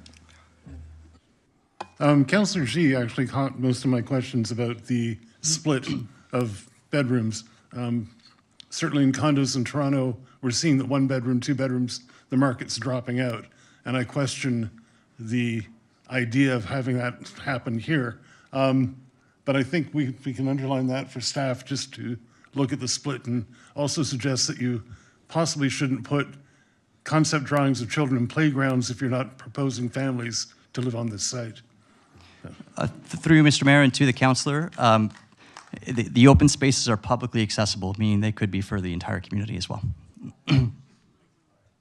I'll try to keep on our best behavior here. Thank you, Councillor Grant. I believe we're down to Councillor Adams and then Councillor Haslett-Thiel. Thank you very much. This site previously was considered for a high school site, and it would have had some expectations around the density and the traffic that would have been generated from it and so forth. Can you tell me what the expectations were in terms of the differential between what you're suggesting and what a high school site would have provided? So historically, this was going to be a high school site, and we talked about the radio towers and Councillor Elgar's efforts to raise that issue, and as I understand it, in part because of the radio towers, the high school got moved, and now we've got your application as a result. So what's the differential there between what we expected and what we're getting here? Yeah, through you, Mr. Mayor, and to the councillor, thanks for the question. I simply don't know the answer to that. We weren't asked to study the differential between those things because the school board did make their decision several years ago, and we've taken that as a given that there wouldn't be a high school here. Okay, so I would like to understand that better as part of our report that comes back. The other question I had for you is you had some FSI numbers. And some of the material in the report is a little hard to read because of the font sizes and so forth that's in it, but could we get a better understanding of the floor space indexes that are being proposed and the heights in comparison to other parts of Oakville? For example, the Midtown area where we've got a GO train station. There's no GO train here. There's no light rail system. How does that compare, and is it appropriate? That's a question I think that we should all get an answer to. The last question I had for you is, we just heard from another applicant down the street, the Lions Valley location, where the question was asked, what about the Dundas Urban Core designation area? What kind of development is likely to happen there? And the answer was 8 stories, and I kind of think that may have been a little bit misleading because there's bonusing and so forth that I've seen Dundas Urban Core applications that get through and they've got 12 stories. Why do you think that at this site, in this Dundas Urban Core location, something significantly more is appropriate? Sure, thank you. Through Mr. Mayor and to the councillor, thank you for the question. And just to clarify, I do think the previous speaker was accurate with the 8 stories in terms of what's clearly as of right, because density bonusing no longer exists in the Planning Act. So they are correct that, strictly speaking, it's 8-story cap, and then there would have been 4 additional stories back in the day. But to your main question, why this site we think is justifiable for significantly more density than that. I can't speak to their rationale for their site, but I will speak to the attributes of this one. In this case, we have a large site, 3.75 hectares, at the corner of 2 major arterials where transit is planned and exists in some cases, where there's been a significant investment in public infrastructure in terms of North Park and the community center, which is ongoing with the creation of the library and the aquatic center. And in this case, a site that's large enough and with neighboring properties that are likely to change over time that can accommodate the density we've carefully designed and proposed in a way that will have limited impact on the surrounding community, both in terms of its distance and separation from those places, but even the distances within the site itself. As you can see from the plans, I'm happy to bring them back up if it's helpful. You know, some of these buildings are 67 meters, the tower portions alone are 67 meters apart from one another, so it's not at all a cramping or sort of stacking this full of as many tall buildings as we can fit. It is a very carefully contemplated arrangement of mid-rise podiums with towers above. Okay. The last question I have for you is, sorry, I said my last one was before, but can you provide information to us about the proposed cycling facilities that would be on site? Absolutely. Would it be okay to bring the plans back up? That'd be helpful. And we'll go to slide 3, please. Actually, slide 4 would be more helpful. So all the internal streets that are provided would be suitable for local cycling. Not all of them would have protected lanes, but the Woonarf in particular, that's highlighted in pink, would be a relatively calm street for people to cycle through. And of course, residents would benefit from any other cycling infrastructure in the area, including over towards Lions Valley. And what about cycling walk-up facilities? Yeah, the actual locker facilities will still be determined in more detail at later stages, including site plan, but we are planning over 2,000 bike parking spaces for the site. Okay, thanks. I won't repeat the questions of some of my neighbors. Thank you, Councillor Adams. Councillor Haslett-Deal. Thank you, through you, Mayor Burton. Thank you for your presentation. Could you just clarify for me, there's a podium and then there's towers above. Are you suggesting the podium and then the towers would vary from 15 to 28, so it's a podium plus, or are you citing the totality of what the heights would be? Through you, Mr. Mayor, and thank you, Councillor, for the question of clarification. I know it's helpful to the community to understand these things. The heights I'm speaking of for the towers are the total height of the building, including the podium heights. Okay, thank you for that. You've talked about gross hectares, so you've said 3.75 gross hectares. What are the net hectares on the land? That would be 2.887 hectares net. So my point to the staff is I would like to understand what the actual residential population is on net. So in the report, it's talking about around 600 plus per hectare, but I'd like to understand what that would be on net hectares when they come back. And then the other is, what is the percentage of the land would be privately owned public space? Through you, Mr. Mayor, and thank you, Councillor. When we include the Woonerf, the plaza space, the neighborhood open space, and those green connections to the south and to the east, about 20% of the site would be dedicated to publicly accessible open space. My last comment is you've referenced the 8-story with a bonusing, which would have allowed 4 more. So would you acknowledge that at the time it was contemplated that 12 stories would be the maximum that would be on that site? Through you, Mr. Mayor, in terms of height. To the Councillor, yes, that's factual, yep. And that there would have been an exchange of benefit as a result of going to those 12 stories. Yeah, through you, Mr. Mayor, to the Councillor, the previous regime of density bonusing through Section 37, as you know, did allow for exchange of community benefits for additional height and density. That no longer exists in the provincial planning framework, and today we have the community benefits charge regime, which provides a flat rate of community benefit per development. And just for the public, can you tell them what that percentage would be? Yes, that's 4% of the land value. Okay. And so when the staff come back, if they could give us an approximate of that in more detail, I'd appreciate that as well. Thank you very much for your presentation. I look forward to the delegations, and thank you to everybody for coming out. Thank you, Councillor. Mr. Neubauer, thank you very much for the way you soldiered through all this. Oh, Councillor Elger wants another go. Excuse me. Just a quick question. Will you be coming back with the sunshade study? Through the Mayor to you, Mr. Councillor, that's already been submitted as part of the application. Okay, we don't have it before us yet, though. It should be included with any public materials you've received. I'll have a look. Thank you. Councillor Nanda. I figure since most of my colleagues gave their questions to staff, maybe I'll just quickly give mine. Could you just wait and let me excuse Mr. Neubauer? Sure, of course. Mr. Neubauer, thank you for soldiering through all this, and we'll see you again, doubtless. Thank you all. All right, Councillor Nanda. Thank you, through you, Worship. And just to staff a few points, I know we've discussed transportation and whether we're even going to get a transit station up in Egawa and the effects that would have if we don't end up getting a transit station. Also, if there's been any conversations with the school board, because this is very high density, and we already know that all of our schools are overpopulated, and we have students going outside of Ward 7 for schools. And in terms of the parks, they had said that one of their parks is the size of a parkette called Horton.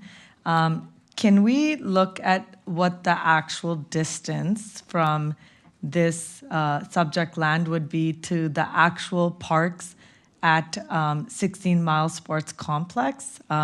Because I can tell you from the corner of Dundas and Neagawa, with little kids, it would still be quite a walk to get children to an actual park to be able to play. And also the size of the actual parkette that they're looking at within their land size. And also, I guess this is going to be later on, square footage of what each of the units is going to be as well. Thank you. Thank you, Councillor Nanda. All right. Any other members of council want to contribute to the staff list yet? Okay, then, Madam Clerk, would you please call the delegations? And I hope the delegations now understand the method that we're looking for. Name your issue, and it'll go on the list. You don't have to argue to get your issue on the list. All you got to do is name it. So, and if you want to argue points about this, save that for when the recommendation report comes back. We're not making those decisions tonight. And with that, we welcome your issues. Madam Clerk. Anthony Spadaro. Mr. Spadaro, welcome. Hello, hello. You've already figured out the mystery table. Very good. Well, I watched Mr. Newberger. Thank you very much. My name is Anthony Spadaro. Thank you for having me. I'm my wife and I, Carolyn, are residents of Ward 4. We live in Valley View, which is just on the southwest corner of Neagawa and Dundas, right behind the petrol station. So we're very familiar with the intersection. We've lived there for 15 years. So I'm going to be brief because I know you guys have a lot of these issues already on there. I just want to highlight for council what an irresponsible project this is. I had some other more colorful adjectives that I wanted to use, but I didn't want to be accused of unparliamentary language, so I didn't put those on. But if you could please go to the next slide. It really is a project. It's ill-conceived. It's a project that really benefits the developer at the expense of the community. And the only word I think that came out of his mouth that I agree with was the word maximize. But it's maximization of profits, not of what's best for the community. So I'm going to focus on just traffic congestion because I think that's one issue that hasn't really been discussed. I'm going to ignore the radio towers because I learned today that they're no longer going to be there, so that's fantastic. But if you go to the next slide, I will focus my presentation mainly on the flawed traffic study that they submitted. And it's flawed really in three ways. The first way that it's flawed is that it really underestimates the future traffic congestion at key intersections. It relies too heavily on ITE trip generation rates without using locally validated data. And then there is insufficient analysis of pedestrian and cyclist safety. So the study itself acknowledges that the intersection of Dundas and Neagawa will experience severe congestion by 2035, particularly in the afternoon rush hour, where the VC ratios will exceed 1.34 times capacity. So this means that the intersection will be significantly over capacity, leading to even more gridlock than already exists today. And I do want to highlight for council, because it's very important, it is already a dangerous intersection today. And we'll come back to that in a minute, because some of their assumptions that they make here are just truly laughable about what's going to happen as a result of their so-called mitigation strategies. So their proposed mitigation strategy, they acknowledge that they're going to be over capacity, no question about it, by 2035. So their proposed solution is, well, let's add some more left turn lanes, as if that's going to make some big difference. There's no acknowledgement as to who's going to fund it, when it's going to be built, and whether it will even have any meaningful impact. Then they go on to say, well, even with that, the mitigation strategies, we still acknowledge that we're going to be over capacity in 2035. So their own mitigation strategies don't actually deal with the issues that they're proposing to address. And they also assume that a HUV lane will be added on Dundas Street, but they actually don't mention in the study when that HUV lane will be added and who's going to pay for it. So that's obviously a key problem. If you can go to the next slide, please. The other problem with the study is the over-reliance on what's called ITE trip generation rates. And I had to learn about those to present here more than I cared to know. Basically what it is the Institute of Transportation Engineers comes up with a number, and they make these assumptions about what future traffic will look like based on the proposed density. But the problem with these numbers is they're just North American averages. They're not actually based on local data. So they just pick numbers and they put them into their model, and they say, this is, someone sitting behind a computer says, this is what I think the trip generation rates will be. But it's not based on real traffic data, and it's not based on real the community patterns in the area. They don't actually know how people live in that area. This study does not incorporate actual vehicle ownership rates or commuting patterns. The other thing is, the other problem with it is they make this assumption, which I think it's called transit mode split assumptions. Again, learned about them when I was preparing for this presentation. They just assume that more people will use transit.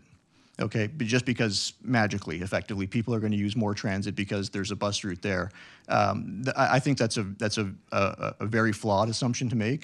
First of all, there's limited public transit options in the area, even with the additions that are proposed. And Oakville still remains a very largely a vehicle-dependent community, and that's not going to change. So what happens is they put in all these numbers. They still didn't get the numbers that they liked when they prepared their models. So they made another assumption. They said, okay, well, let's make another assumption and say that everyone's magically going to reduce their vehicle trips by 5%. They're going to walk more, they're going to cycle more, and they're going to take more transit. And the only reason they made that assumption is because the numbers they originally generated didn't work. So they make this assumption, so all of a sudden, trips go down. Of course, it's a ridiculous assumption because anyone who lives in that area knows that we live kitty corner to the Fortinos. We never walk to the Fortinos because, and we're active people, we're not lazy. We don't walk to the Fortinos because it's a dangerous intersection, especially in winter when all the snow piles up there. No one in their right mind is going to walk to go grocery shopping. So again, it's someone sitting behind a computer telling us, people who live there, how we're going to react to this proposed development. It makes no sense. I'm sorry, it just makes absolutely no sense. So, and if you could switch to the next slide, please. And then the final point I would make about the traffic impact study is that it acknowledges, the existence of bike lanes and pedestrians, but it actually, again, they're not on the ground. They don't know what actually happens in this area. So Neagawa, anyone who lives in the area knows that up and down Neagawa, especially north of Dundas, it's a high cycling corridor. There's a lot of cyclists. Saturday and Sunday morning, there's teams of cyclists going up and down the street. Where are you going to put these people? And to me, the study is completely fatal because it doesn't even have a collision risk assessment done. They just ignore it. They just say, okay, well, we're going to make these assumptions and people are going to start walking more and everything will be great. It's a completely flawed study, and I really would encourage staff members to have a second look at that, make them go back to the drawing board on that, because it really, it's not worth the paper that it's written on, truly. I'm going to skip over the next slide, which is the discussion of the radio towers, because it seems like that's been addressed. The last slide is really, it's a failure of the developer to really address what actually matters to the local residents. People, he made a very important comment, which I don't want you to miss. He said the 3-bedroom units compete with other housing. Well, of course it competes with other housing because that's the units that people want. People want the 3 bedrooms, people want the townhomes, like the Argo development that was proposed previously. Those are the units people want, but that doesn't provide enough profit for the developer. So what do? We're going to build 1- and 2-bedroom condo, but what family is living in a 1-bedroom shoebox? So they're not creating the right units for what residents desire. That's the problem. It's all driven by investors. And then as someone asked a question about the density, it's 607 units per hectare, not people per hectare. It's 607 units per hectare on a gross basis, which greatly exceeds, and someone talked about local policy directions. Well, the target is 160 people and jobs per hectare. You're talking 607 units per hectare. So that's like probably 1,000 people. So it's way higher than the local policy directive. And this type of extreme intensification, again, it might make sense for other areas. It doesn't make sense for Oakville. And the final thought that I'll leave you with is that this is an extremely inexperienced developer. Can anyone guess how many condos this developer has actually constructed? 0, not one. Their most advanced development is a development in Milton, 268 units, which went for sale in 2023. And it still hasn't hit construction. So they're a very inexperienced developer. I'm not even sure they actually have an intention to develop this site because I'm not sure they can actually deliver this. So it's a very inexperienced developer, and this project is 9 times the size of their largest development that they're working on, their most advanced development. And it's unachievable, it's irresponsible, and I would strongly encourage council at the appropriate time, not at this meeting, but at the appropriate time. And I won't be returning for the next one. I'll spare you my speech again, but I do strongly encourage council to reject this. Thank you. Thank you.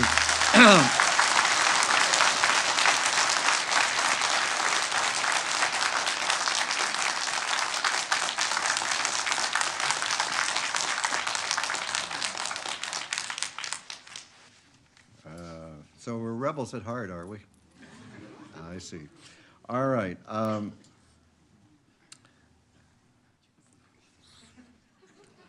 Mr. Spadaro, I would welcome you back at the recommendation meeting.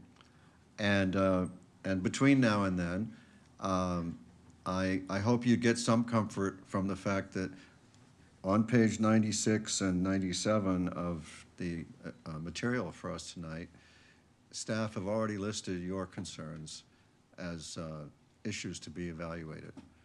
So you were anticipated, or else they anticipated you. I don't know. Madam Clerk, the next, please. Lexi Yang.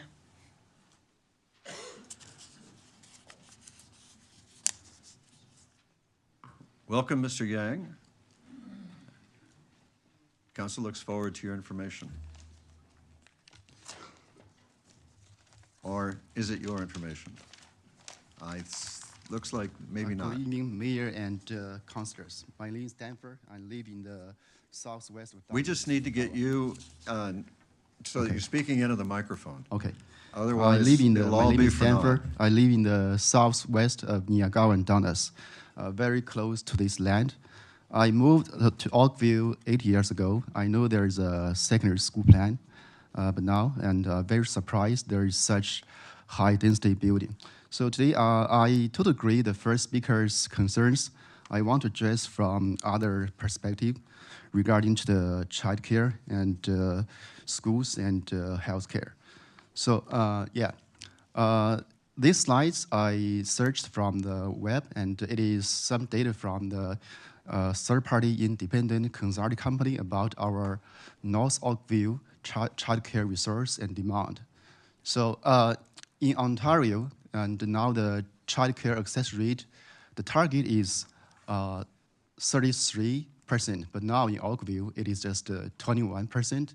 It is already low, but in North Oakville, Dundas, it is even lower.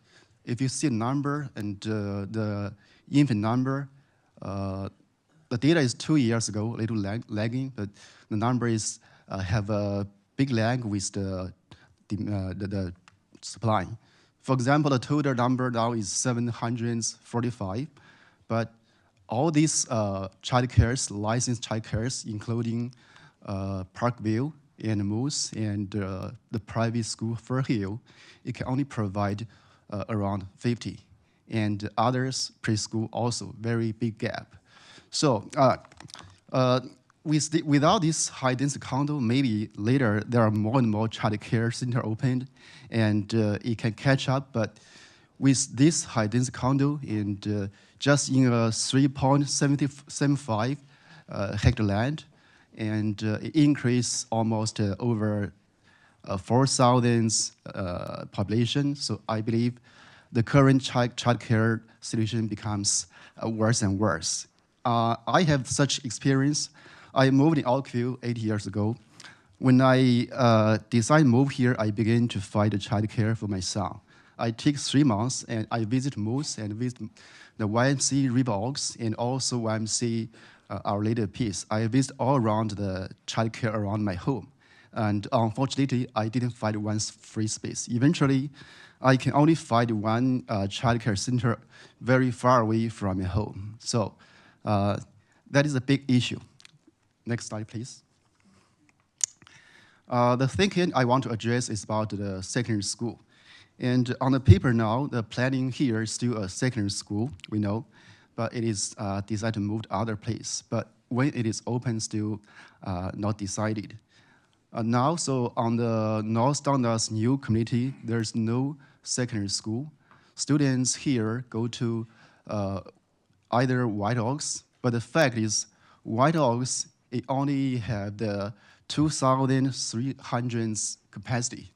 And it is already overcrowded 3 years ago from 2022. And when you pass the secondary school White House, we can see on the north side and east side now, it is already full of portables. And there's no other space to put more portables. And next slide. And this is another secondary school student go, T.A. Blakelock. according to the Halton School Board, this school's capacity is just 1,300. And this school is very far away from the North Dundas community.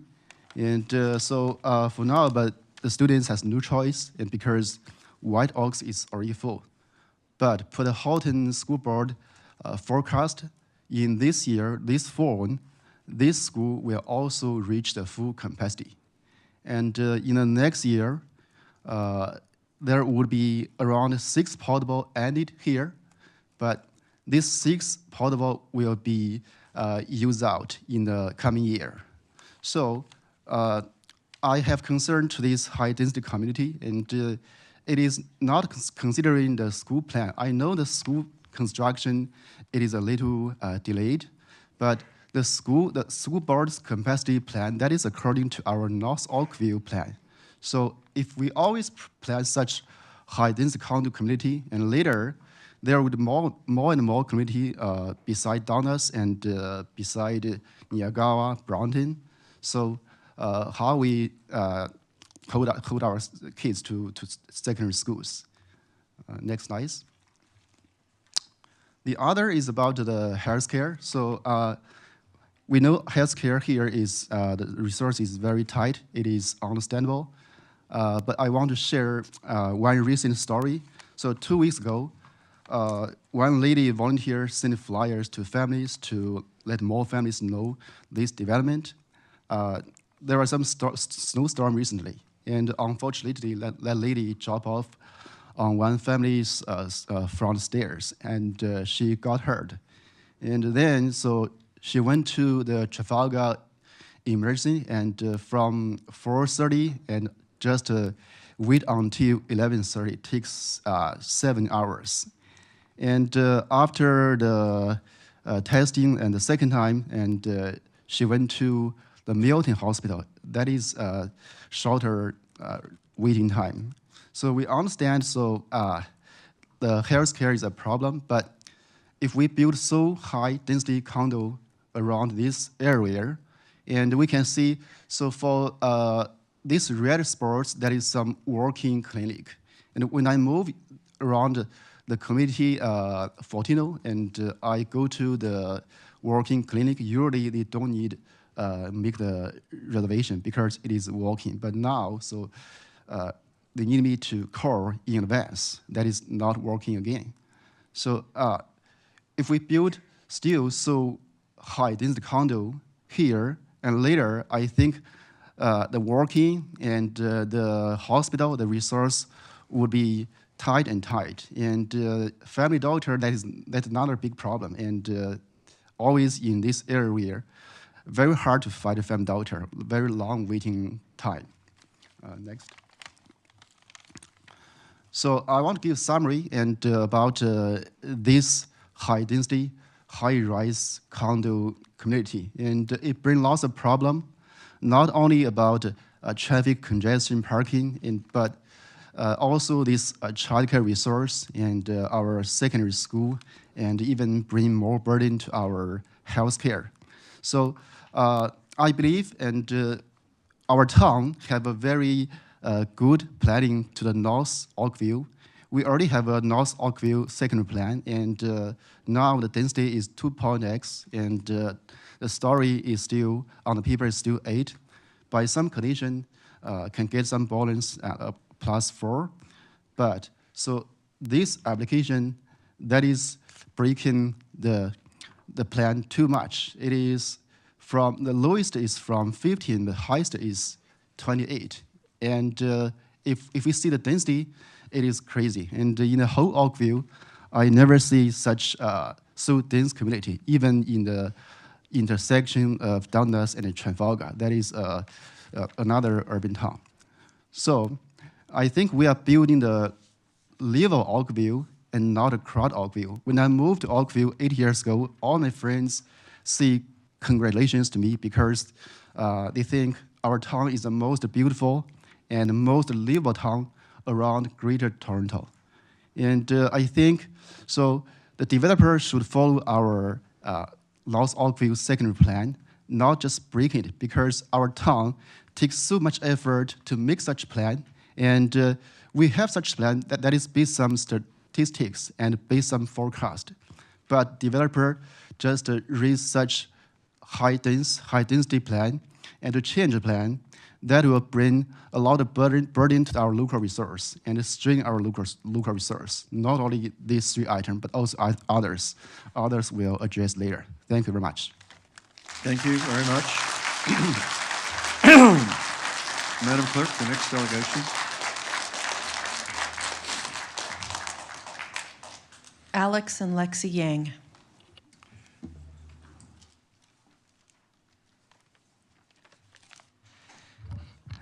Good evening. Yes. Thank you. Good evening, Mayor Burton, and good evening, council members, and good evening, everyone. Today, I would like to say something about this proposal from the perspective of height and density. Next slide, please. I will start with the policy context. As you all know, that this is within the North Oakville East Secondary Plan, which depicts 3 major urban core corridors. I chose only 2 of them today because I think it's better and more accurately draw a bigger picture of the future Oakville. I'll start with the Dundas urban core because this is where this application sits and where this application should comply with. It has a maximum height of 8-story, an additional 4-story when it's adjacent to Swan Pond. The other one, Trafalgar Urban Core, is the highest density in the North Oakville secondary plan area. That has a 15-story maximum height and 20-story at intersection. Some condition may apply for a little bit bonus, and the bonus in cap is 30 stories. So given this background of this policy context, we have a better understanding of what the general height can be looks at in Oakville. But before I jump to this proposal and talk about how ridiculous the proposal is, I'd like to bring some facts here. Last week, I drove by Dundas and Trafalgar and took pictures of all of the existing development on site. And let's walk through them together. Next slide, please. This is the first one from Niyagawa and Dundas, 8-story. I also put the policy behind it, so it's definitely complies. Next one, please. This is the one next to it, keep going east. 10-story. So you may consider this is right adjacent to a Swan Pond. So it proposed 10-story, I still say it complies with secondary plan. Next, please. This is even further east. It's 7-story, so no doubt complies with the secondary plan. Next slide, please. This is a keep further east, about like six lines in Dundas. This is developed by Mattamy Homes. It's a 6-story, so it also complies with secondary plan. Next slide, please. So this is now going to the intersection between Dundas and Trafalgar, a little bit north of the Trafalgar, and then let's look at compare with the Trafalgar Urban Core policy. This one developed 15-story and 20-story. The one in the front is 15, and the one behind it is 20. So it also complies with the secondary plan. Next slide, please. The one behind it, called North Oakville Condo, is 20-story. So it's also 20-story at the intersection, complies with secondary plan. Keep next slide, please. The next one behind it, north of Threshing Mill Boulevard, is 14-story. So it's less than the maximum height. Also comply. Keep going, next slide, please. So this actually is the last one. I'm not sure if the location is correct, but this is the last condo that I can see here on Dundas. Is 21 stories. So if you consider additional bonusing, so I will still say that it complies with secondary plan. So after all of these pictures, you clearly see that every single one of them complies with the secondary plan, with no exemptions. So how about this application? Next slide, please. 28-story versus the policy maximum 8-story.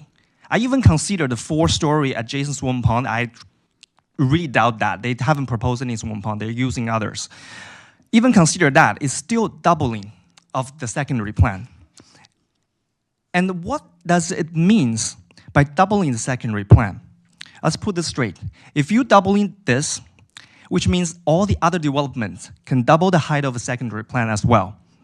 And if you're trying to picture a height of doubling the secondary plans along these two major corridors, Dundas and Trafalgar, what you can get, let's say Dundas, 30-ish stories all the way. I draw the picture for you. Next slide, please. Bloor Street, Oakville. This is generally 30-ish, more or less. Are you happy with it? Then how about Trafalgar? Let's say 30-story cap. If you're doubling it, 60-story.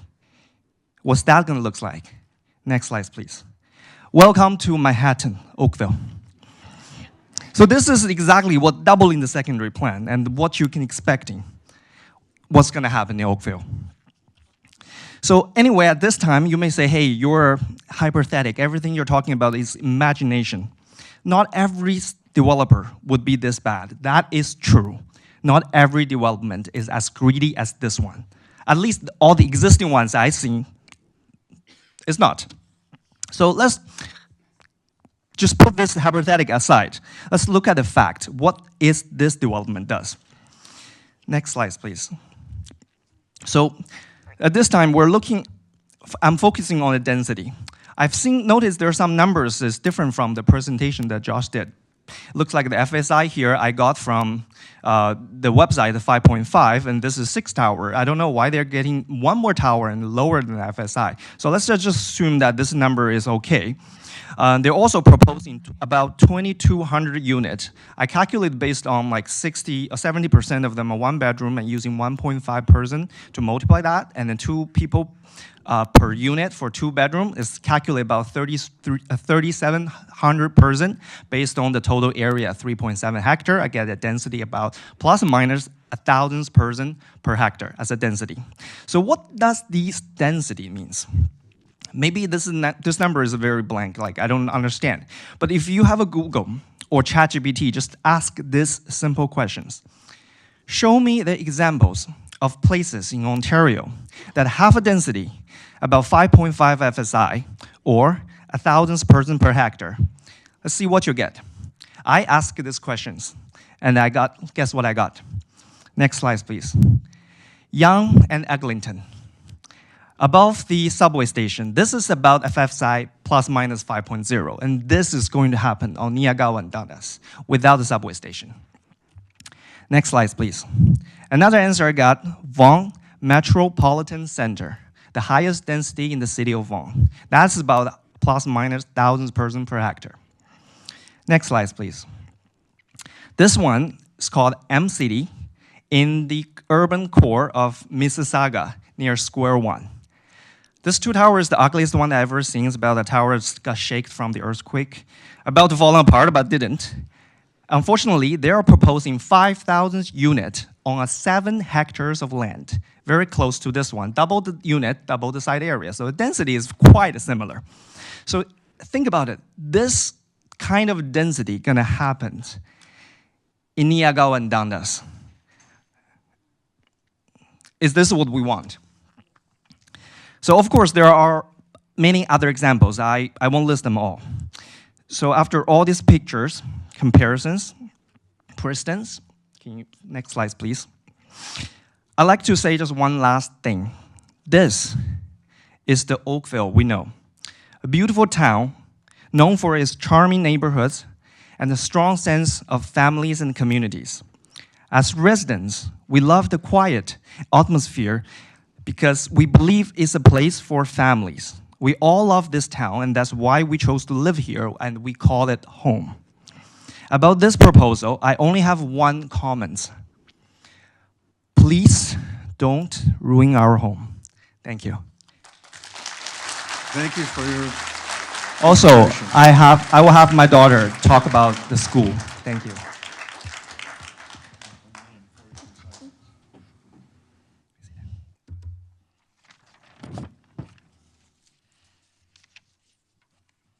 Good evening, everyone.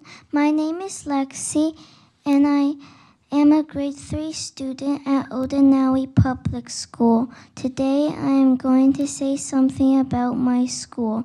My school is very close to Dundas and Niagawa. I think my school has too many students. I remember it only had 6 portables when I was in kindergarten 4 years ago. Now it has 16 portables. It is almost everywhere on the blacktop. I used to play on the blacktop, but now the blacktop is half gone, built with portables. There is only a small yard with 3 basketball nets left and full of students. It is very hard for me to find a place to play when there are lots of kids running and screaming. I heard a new condo development will bring a lot of people into our community, and I don't know if our school can take more students, but I am worried that there won't be any space on the field left for us to play anymore. Thank you.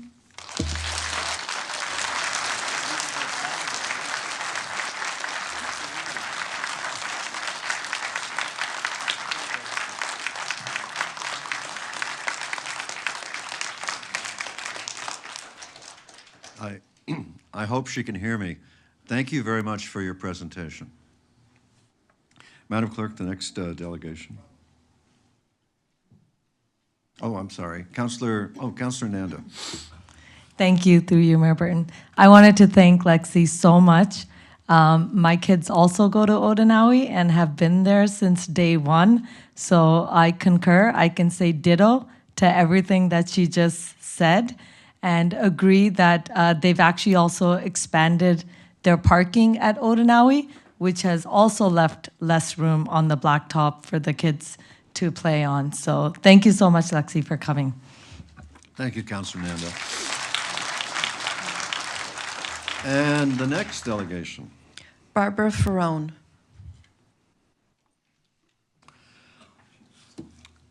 Ms. Ferrone, welcome. Thank you. That's a bit of a hard act to follow, Lexi. Oh, you can do it. Right? Good evening. My name is Barbara Ferrone, and I've been a resident in Oakville for 66 years, much older than Lexi. I grew up in Ward 1, where my father ran a business in Brawny Harbor. My husband and I lived in Ward 4 in Glen Abbey, and we raised our children. And we had a local business in Ward 2 on Spears Road. We now live in Ward 7, and we've lived there for 12 years. I'm committed to my community as a volunteer and as a resident. I'm committed to keeping Oakville a livable community. I am not committed to the profits of a developer, nor am I committed to their rate of return on their investment, which is what I feel they're doing. I'm committed to Oakville.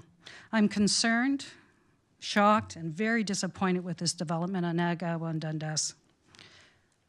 Oh, I had slides. Yeah, forgot about those. Up we go. The density target for livable Oakville is 200 people per job or people per hectare. The proposed development has 1,222 people per hectare, 6 times greater than the density target. That's unacceptable. The development will probably house around 4,600 people. They are relying on our parks and our community centers. They are not providing any additional community space. The density is excessive and unacceptable. As the Livable Oakville plan, the range for density ranges between 51 and 185 units per hectare. This proposed development will have 607 units per hectare. 607 units. That's 4 times the highest density range. This extreme density will be a benchmark for future development, and that concerns me. I don't want to have to drive along Oakville looking at those slides of being Manhattan. As per the Livable Oakville plan, buildings within the urban center should be 6 stories in height and a maximum of 8 stories. This development is proposing 7 towers, 15 to 28 stories, with an FSI of 5.5, which extremely exceeds the maximum allowance of 2.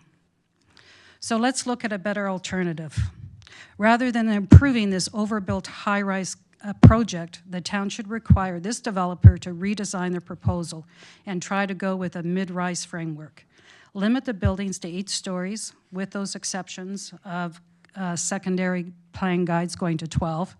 reduce overall density to align with Oakville's urban planning standards, get rid of the towers, incorporate a residential, retail, and public space components, creating a vibrant community. Conclusions. Mid-rise development will offer the ideal balance between growth and livability. It meets Oakville's housing needs without straining our infrastructure and altering what we call our community. By following the Oakville Livable Plan, we can achieve this. Town Council should reject this current high-rise proposal, and instead, can we live within the limits of livable Oakville plans? Thank you. Thank you, Ms. Ferroni.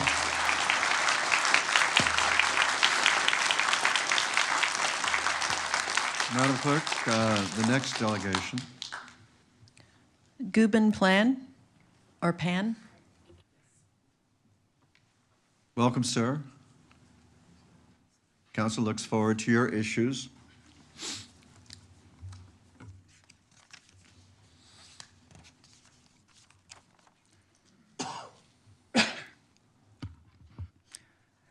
Good evening, council members. My name is Gui Bin Pan from Ward 7. And I appreciate the opportunity to speak at today's hearing regarding the proposed high-rise condominium project at 3056 Niagara Boulevard. I'm a passionate cyclist. I have spent a lot of time riding through our community and the Lime Valley Park, which allows me to closely observe how stormwater management system functions, especially during various weather conditions. Everyone knows last week I saw the snow melt, and it truly made me reflect on the current state of our stormwater infrastructure. The rapid runoff from melting snow highlighted concerns that have been on my mind, particularly regarding the end stress a new high-rise development could place on our already overburned system. So I would like to focus on a critical issue with far-reaching consequences for our community safety and long-term sustainability. The proposals plan to rely on the adjacent river bankway stormwater pond to manage the additional runoff from the development.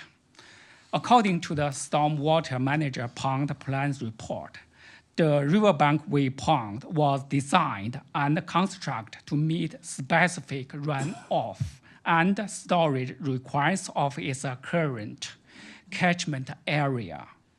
The designed capacity, both in terms of storage volume and peak flow rate, has been calibrated to handle local storm events and existing land use. For instance, the report indicates that under standard 100-year storm events, the pond is engineered to safely manage a peak runoff rate at approximately 100 cubic meter per second and has a storage capacity of around 1.2 million cubic meters. However, the proposed development, due to its increased density and high-rise towers, is expected to generate a large additional volume of stormwater runoff.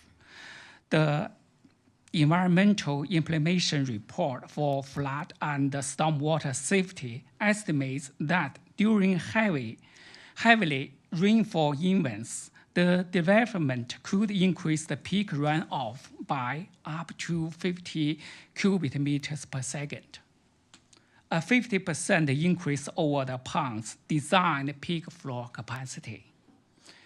This additional flow, when combined with the existing flow, would push the total peak runoff rate to approximately 150 cubic meters per second. Moreover, analysis from stormwater management pond plan report shows that the pond currently operates at around 80% of its capacity during peak events. With the additional runoff from the development, the overall volume could rise by an estimated 30%. In practical terms, this means that in storm events that pond storage might be overwhelmed, leading to regular overflows. These overflows not only risk damaging adjacent property, but also degrade water quality, because untreated storm water can carry pollutants into our local waterways. Beyond numerical differences, there is a broader concern here. By attempting to borrow the capacity of a facility designed for a different, less intense land use, we are compromising a critical piece of our municipal infrastructure. The stormwater pond at River Bankway is a public asset designed with precise safety margins to protect our community from flooding and maintain water quality.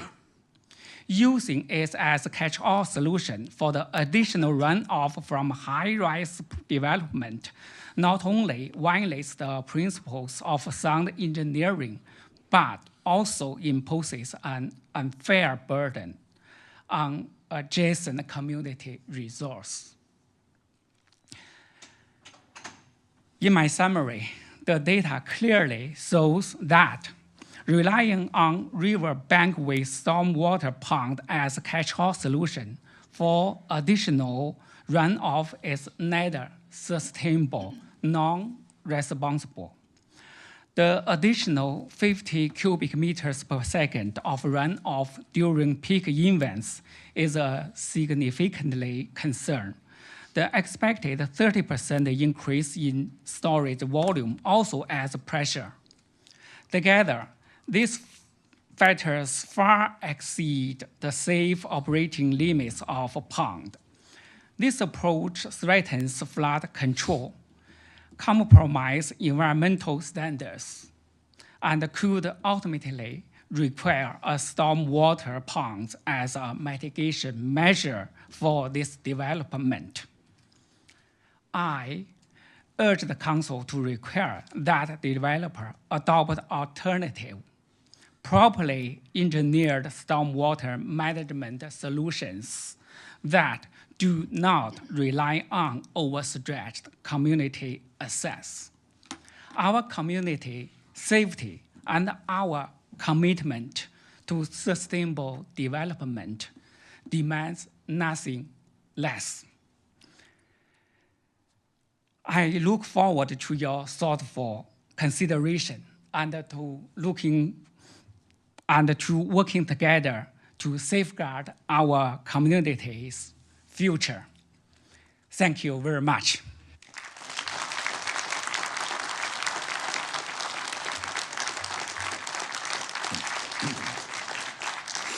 Madam Clerk, the next delegation. William Zhao. Mr. Zhao, welcome. Council looks forward to your information. If you could just manage to address the microphone, we'll have a chance to actually hear you. Yeah, thank you.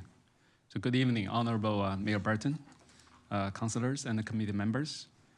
Thank you for the opportunity to speak today. My name is William Zhao, and I'm a concerned resident of our beautiful city of Oakville. I've lived in Oakville for over 13 years, and I'm here today to express my opposition to the proposed plan of a high-density, mega-sized project in our community. So while I understand the need for growth and development, the plan fails to address the critical infrastructure gaps that already strain our neighborhood. Specifically, I will focus on the lack of parking and transportation system to support such a significant increase in population. I will share some numbers and observations I have went through. Next slide, please. So this is a copy of Oakville zoning bylaw on parking and loading. As we can see, it requires up to 1.45 parking spaces for each residential unit. So that includes up to 1.25 parking spaces for each residential units, plus 0.2 parking spaces for visitors per each residential units. At the same time, if there's a business, there's also required parking for business. And for this project, we're talking about 1,550 square meters of retail businesses. And based on the minimum requirements, there's going to be at least 50 and maybe 50 to 70 parking spaces to satisfy the need of this 1,550 square meters for retail businesses. Next slide, please. So the left-hand side of this slide is a copy from the traffic impact study submitted to city as a supporting document for this project. As we can see, it requires up to 3,303 parking for residents. And on top of that, another 52 is going to be needed for retails. However, looking at the approval application, it includes only 2,798 parking for residents and plans 0 for retail. So the bottom right of this is just a summary of the page on the left. Next slide, please. But looking at the parking for bicycle riders, we can see in the traffic impact study, it outlined 600 total parking space for residents and visitors. So 450 for residents and 150 for visitors. But when you look at the approval application, in contrast, or in comparison, it includes 0 bicycle parking. Next slide, please. So the left-hand side of this slide is an excerpt of the approval application. So this is for the entire site. And as we can see, so altogether, in total, we have about 2,800 parking spaces. So on each residential unit base, that translates into 1.0 for each residential unit, or to be exact, 1.03, and 0.2 visitor parking. At the same time, as we can see, the application plans 0 for retail business parking. And there is a highlighted, in terms of bicycle parking, there are none. Next slide, please. So by looking at the traffic impact study and this application, I'm wondering which one should I look?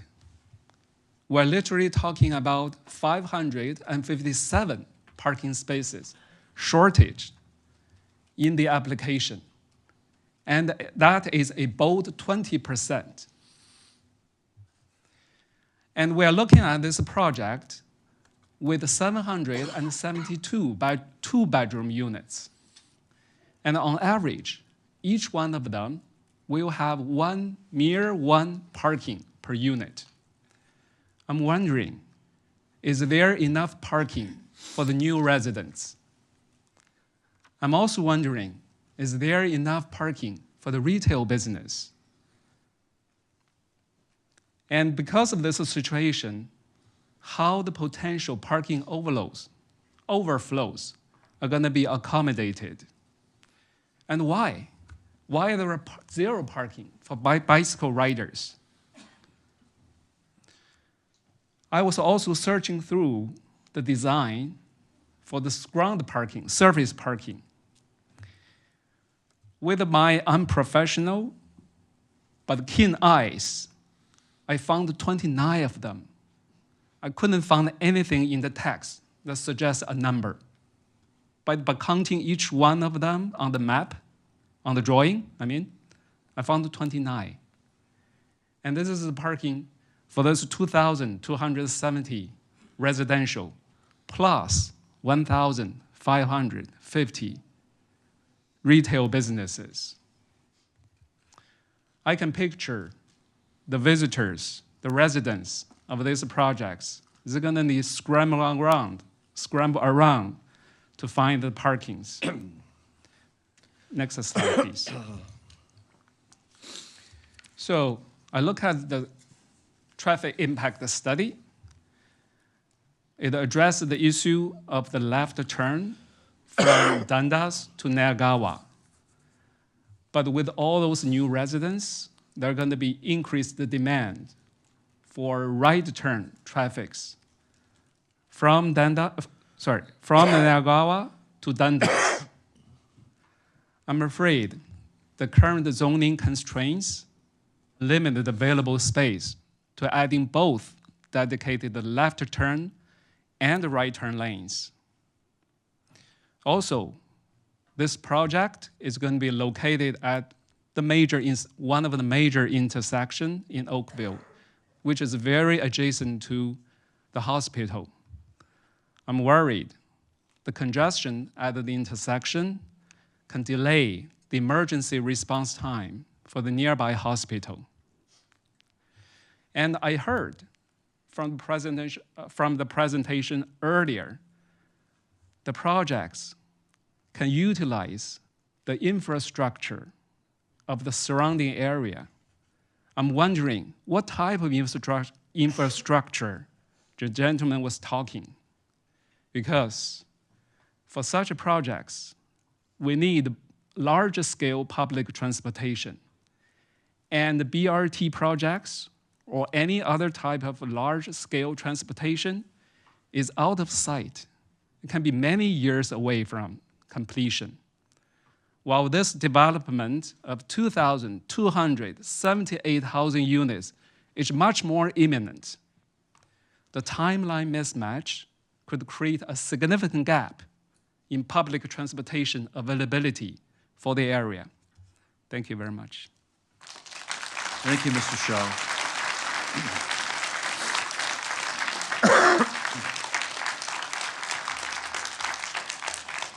I'll just wait for a little gap to say thank you, sir. Madam Clerk, the next delegation. Sean Dent. Mr. Dent, hello, welcome. Hello, thank you. Good evening. I'll try not to repeat too much. I think the homework items that you're accumulating are pretty clear. So I'll hit on the highlights just in respect of brevity and content. First, I think development. I'm not against development. That corner, that area that we're talking about tonight, it has been a bit of a blemish. It's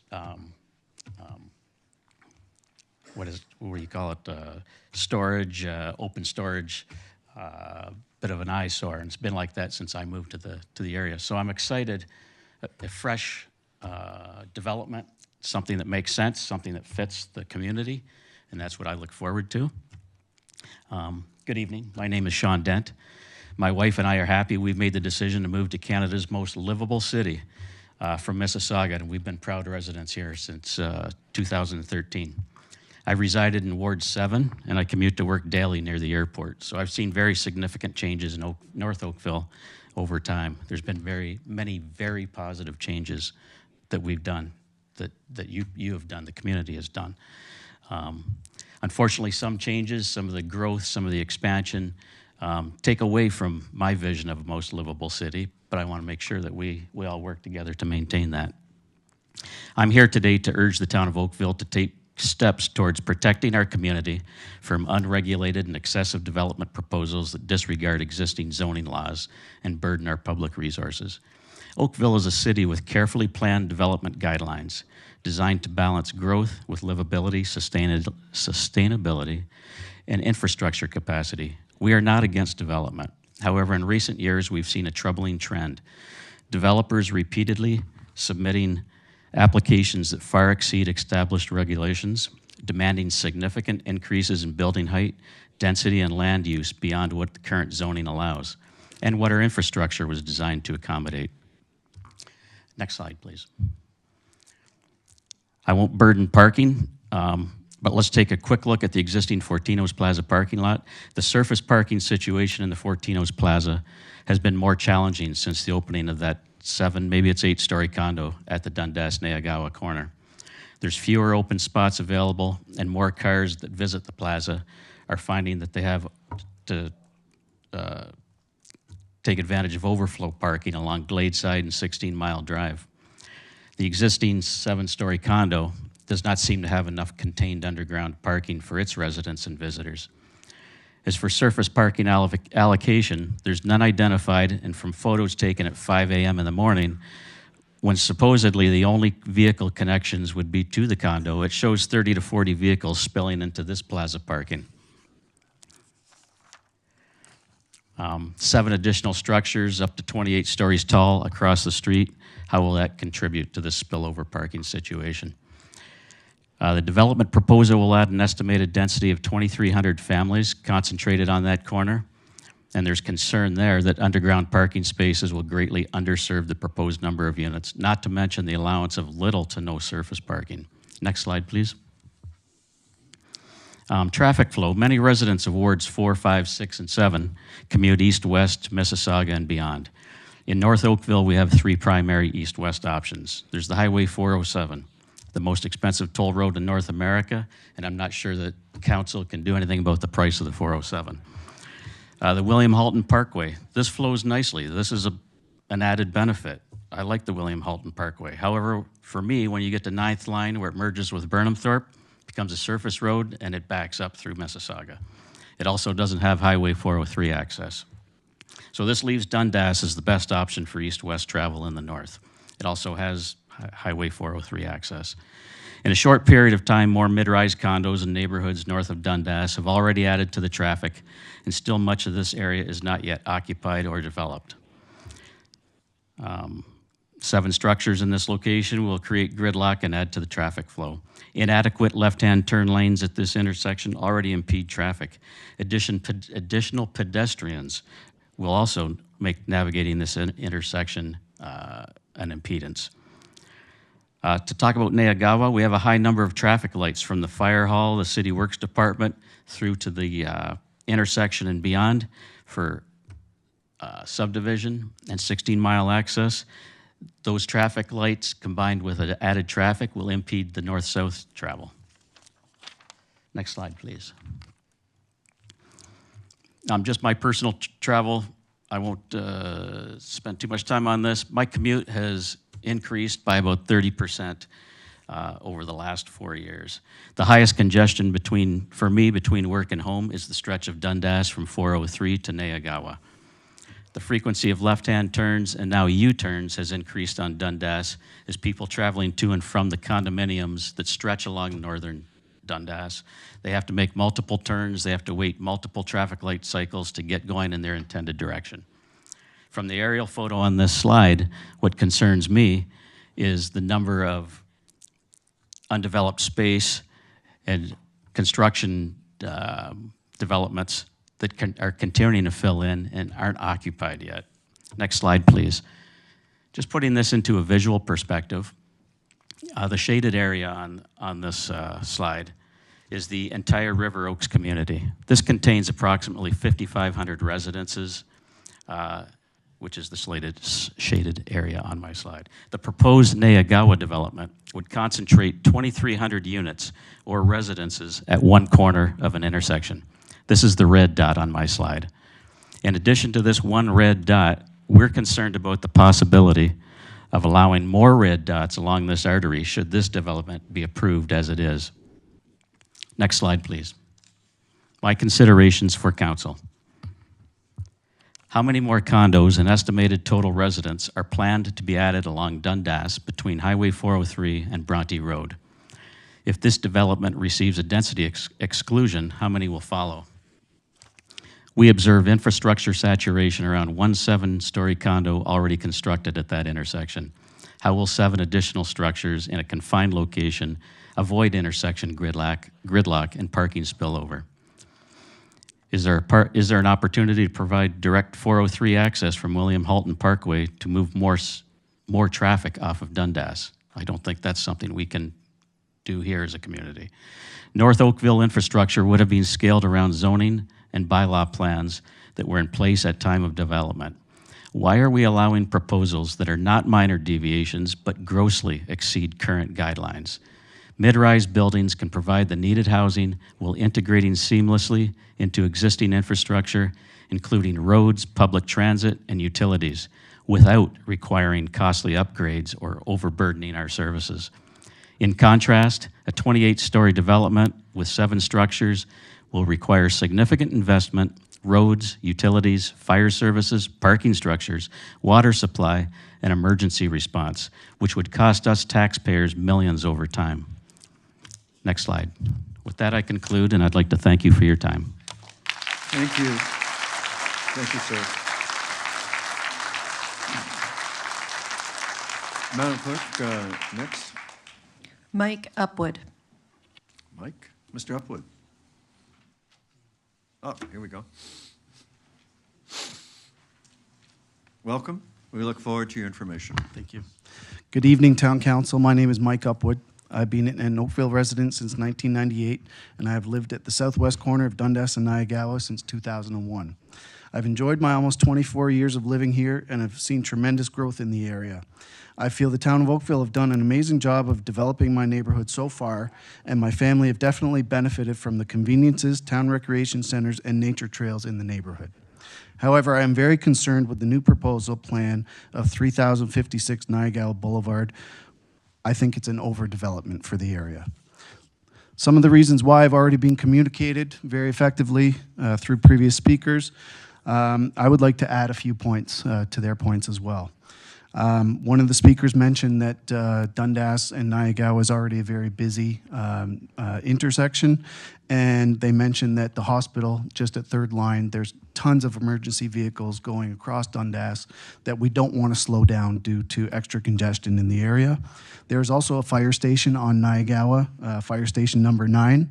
I would hate for my or anybody in my community to have a fire truck delayed due to the additional congestion in the neighborhood. I also want to talk about noise pollution. Noise pollution has been increasing at a rapid rate in this area. Dundas, as we know, is now a major traffic artery with cars, tractor trailers, dump trucks, and buses. I also have airplanes flying over my head about every 20 minutes during the day, which is an existing concern for local residents, separate of this one. It is very rare that I can keep my windows open for fresh air without hearing a siren, an airplane, and/or traffic along Dundas Street. If approved, this project will be under construction for years, increasing the amount of construction vehicles, cranes, and noise that will affect privacy in a massive way. My home and many of my neighbors will have condo owners who would be looking directly into our front and backyards. Regarding some logistical challenges, I'm not aware of this information, but I just want to throw it out to the council. Speaking of our fire department, are we fully equipped to handle fires on a 28-story building right now? That's something I'm not aware of. I would assume that that will be a challenge. And I haven't seen any indication during the development plan to handle deliveries. As we know, Uber Eats, Skip the Dishes, DoorDash, UPS, FedEx, Canada Post, and Purelator have become part of our everyday lives. I did not see any drawings that accommodate any kind of a drop-off or a pickup service through one of those. Living in a condo, I can assume a lot of people will use those services on a regular basis, and I haven't seen anything to make me feel better that congestion due to those types of vehicles is going to be any kind of improvement, or it's just going to get worse. I also am concerned about potential impact on my property value. You know, I'm a 5-bedroom house right now, and if my area gets overloaded with 1-bedroom condos, I don't know what that will do to my property value. It is a concern. I hope that your council can provide some information on that. And as well, the sunlight impact was mentioned by one of the councilors earlier. 28 stories, I'm sure it's going to block the sun at some point. Is this going to affect any kind of solar power on the 16-mile arena? Or personally, is it going to cast shadows on some of our residential neighborhoods? I think that's it for now. A lot of points have already been covered, so thank you. I'll keep it Thank you short very and much. sweet.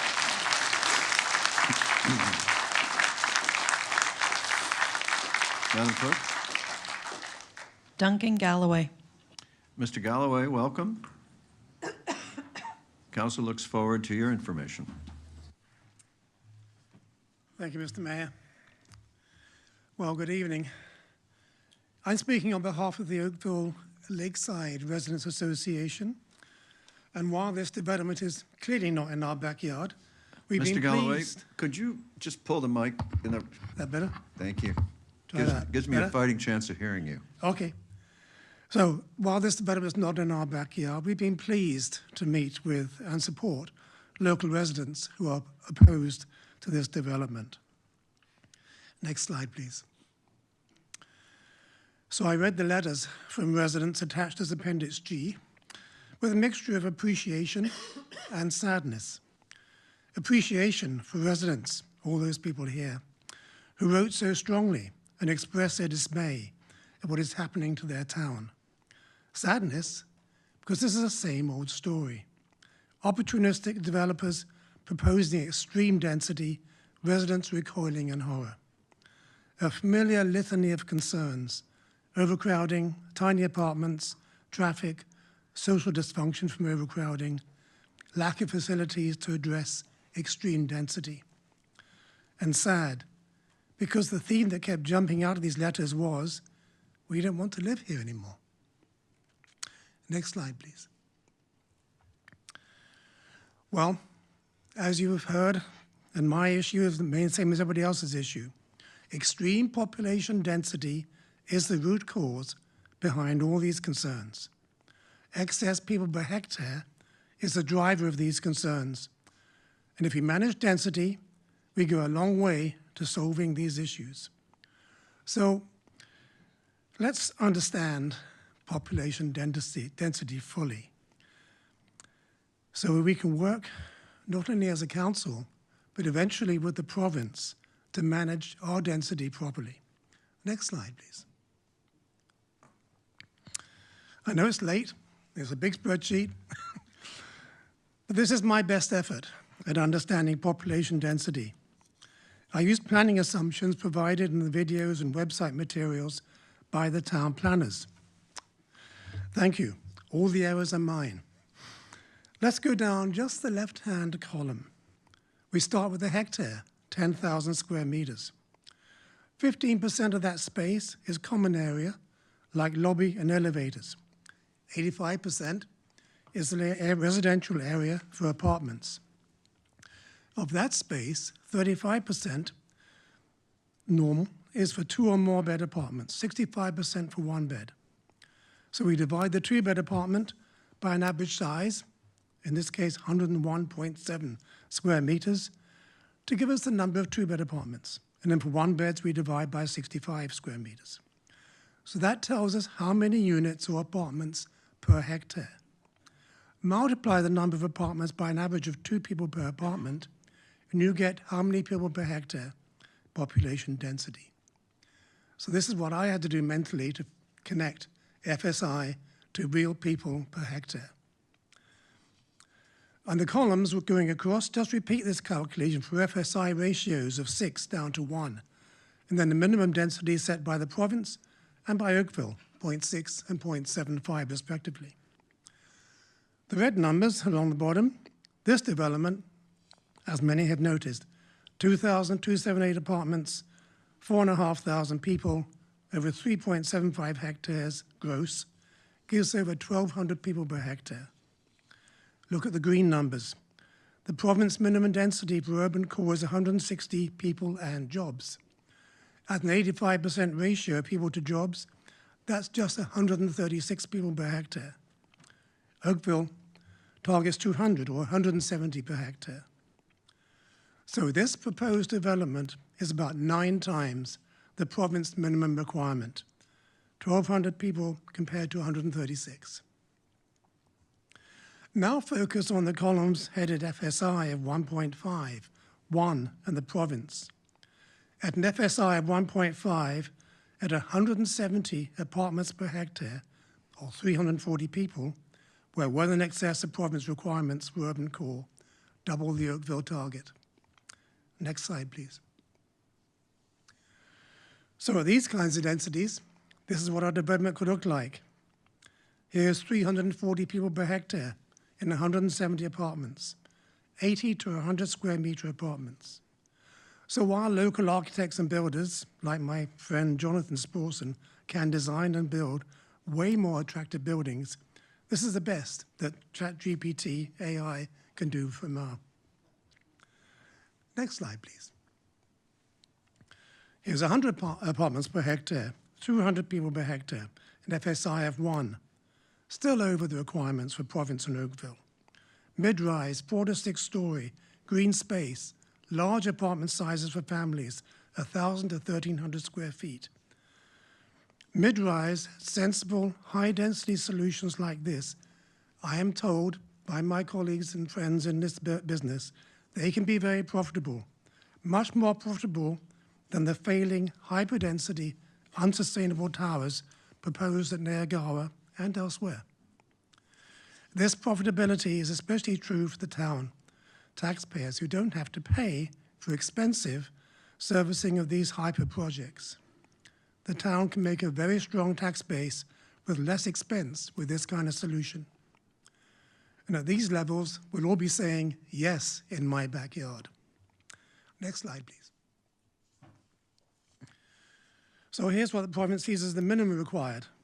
75 apartments, 150 per hectare. Apartments from 1,000 to 1,500 square feet. 3 to 5 story buildings, lots of green space. We could build this and still be within above what the province needs. Next slide, please. So just to reiterate, the point of focus is 100 to 170 apartments per hectare, 200 to 340 people per hectare, and FSI of about 1.5 to 2. Councillors, your alarm bells should be ringing at any proposals for densities over 2 FSI. I'm going to close my presentation here. You've got the message about density. The rest of it may hold for later for time. Thank you, Mr. Galloway.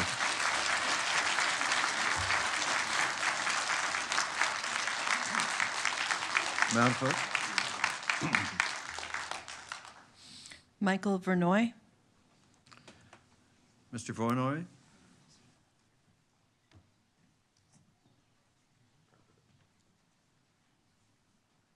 Michael? You want to call again? Michael Vernoy.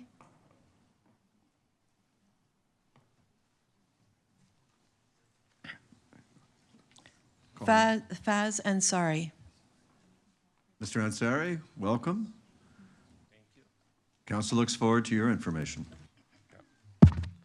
So first of all, Mayor Burton and respected councillor, thank you for giving us this opportunity to speak up in fact.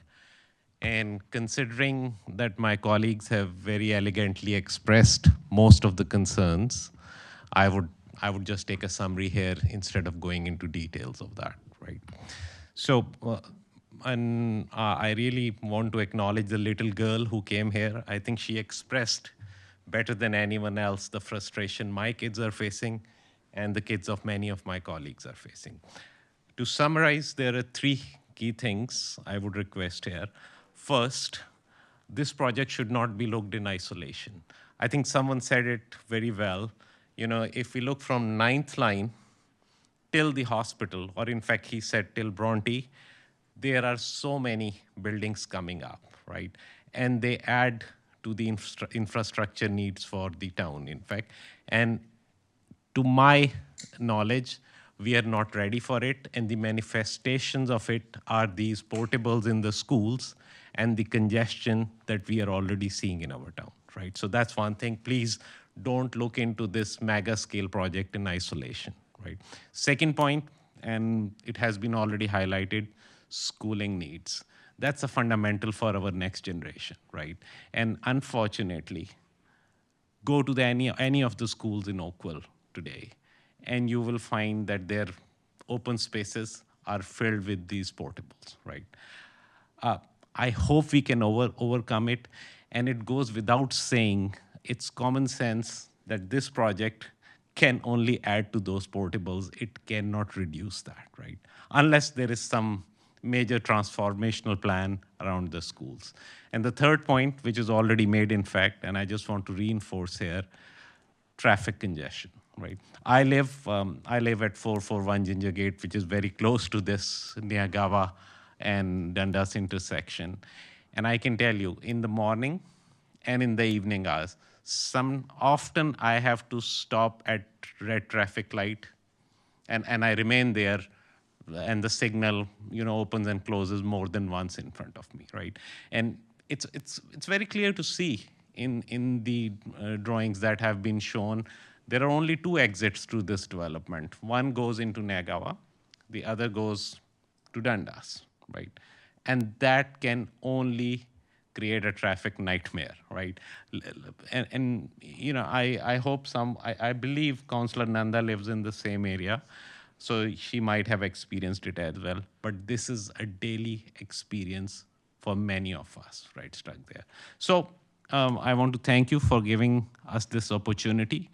And to me, if we just put our hand on our heart and ask us the question, is our infrastructure today proportionate to this scale of development, and the next ones which are coming beside it, we will get the answer. We don't need to do a lot of analysis for that. So with that, I thank you. Thank you to Mayor Burton. Thank you to the council. And we value your presence here. Thank you so much. Thank you, sir. Madam Clerk?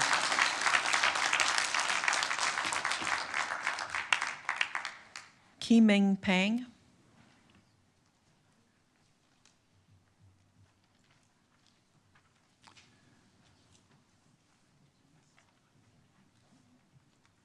You want to call again?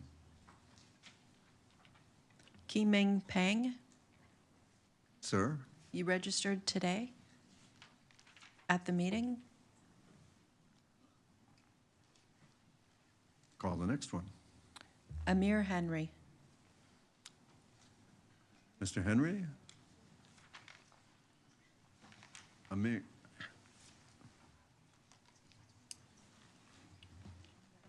Welcome, Mr. Henry.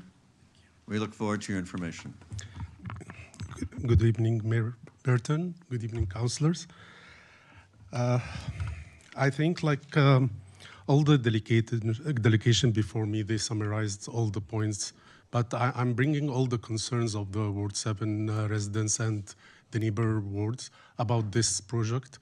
We need to stop this project in any means.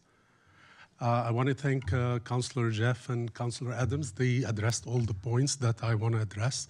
But one of the things that I want to add in the study, the community center, they are relying on the community center as a selling point for this project.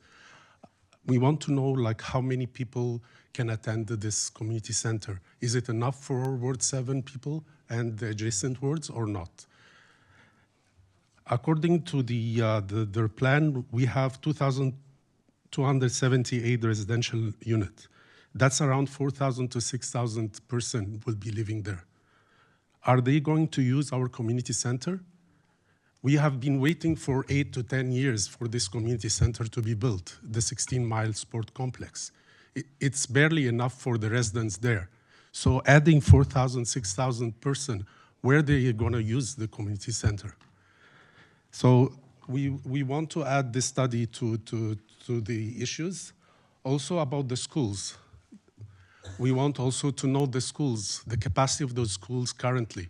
how many projected kids will be in this project, where they are going to go to the school, to daycare. So all of this, we wanted to address it.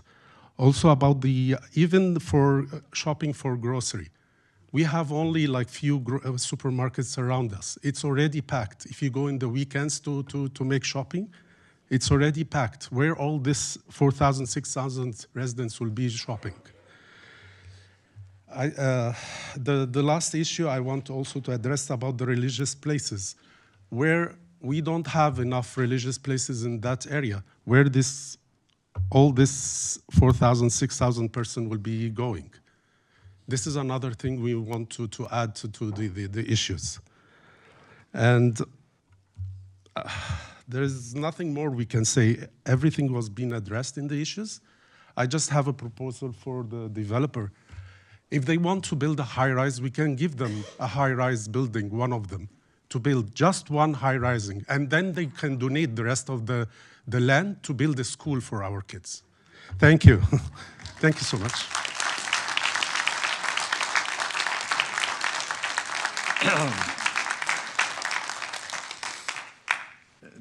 Thank you, Mr. Henry, for your imaginative suggestion to the developer. But I caution the developer that that would not fly. I don't expect that would fly here. As it might have to be very high, and I'm not sure we'd be ready for that. Okay, that ends the delegations. And now we get to turn to our planner, Catherine Buckerfield.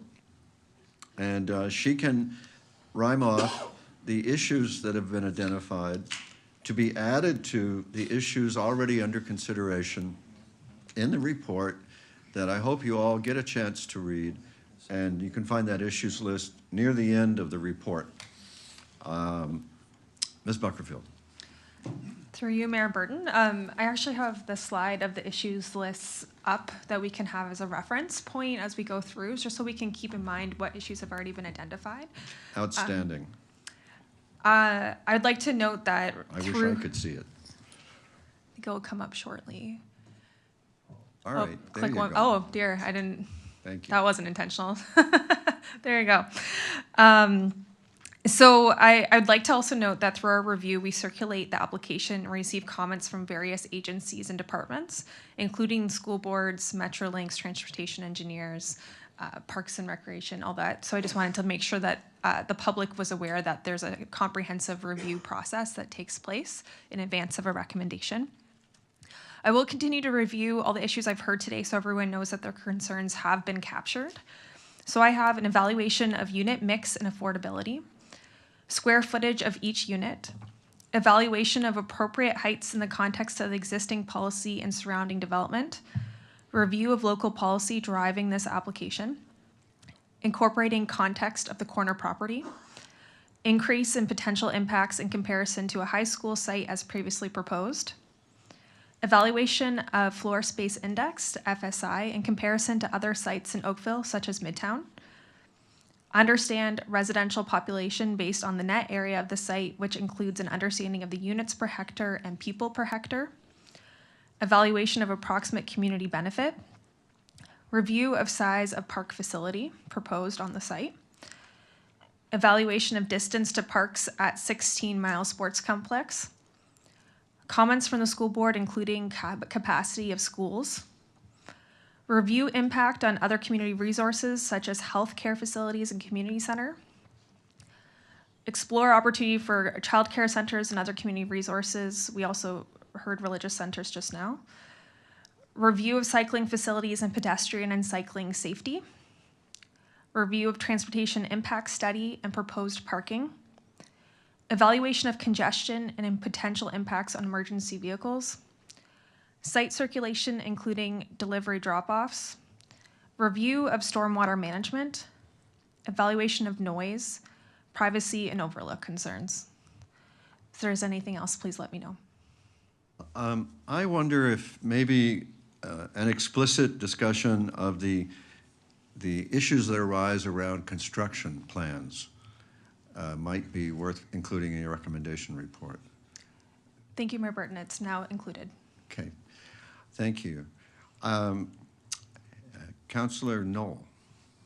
Thank you. Just a clarification on the question regarding stormwater management. I'm assuming that the answer to this is yes, but I want to make sure that in conjunction with the question I had about context with the neighboring properties, will there be an assessment done of the capacity, the ultimate capacity of stormwater management in that area, understanding that there will be 2 other development parcels in that immediate vicinity that are not yet calculated into the considerations today? Will they be considered as well as you're assessing this property? Through you, Mayor Burton, we have water resource engineers that closely review these applications and consider the whole watershed when they do this, and the capacity of each pond and the impacts on adjacent properties. So I'm sure that that will be considered and reviewed, and we'll make sure that that's being evaluated appropriately at the time of a recommendation. In those early reviews, was it contemplated that stormwater management would be actually not provided on site, as is most of the case in the Ward 7 area? Was it contemplated at crossing a major intersection like that and being taken off site? Was that part of the original calculus? Through you, Mayor Burton. So in this situation, the developer has proposed an alternative approach in terms of utilizing existing stormwater management facility to facilitate, and in their proposal, they're proposing to make upgrades to that existing facility. So that's being reviewed at this time. As you saw in our policies, a stormwater management facility was originally expected on that site. So they're expected through their engineers and reporting to demonstrate that this is appropriate. And as staff, will be also evaluating and confirming whether their calculations and demonstration is acceptable. And keeping in mind the 2 adjoining properties, I guess. As well. Absolutely. Yep. Okay, thank you, Worship. Thank you.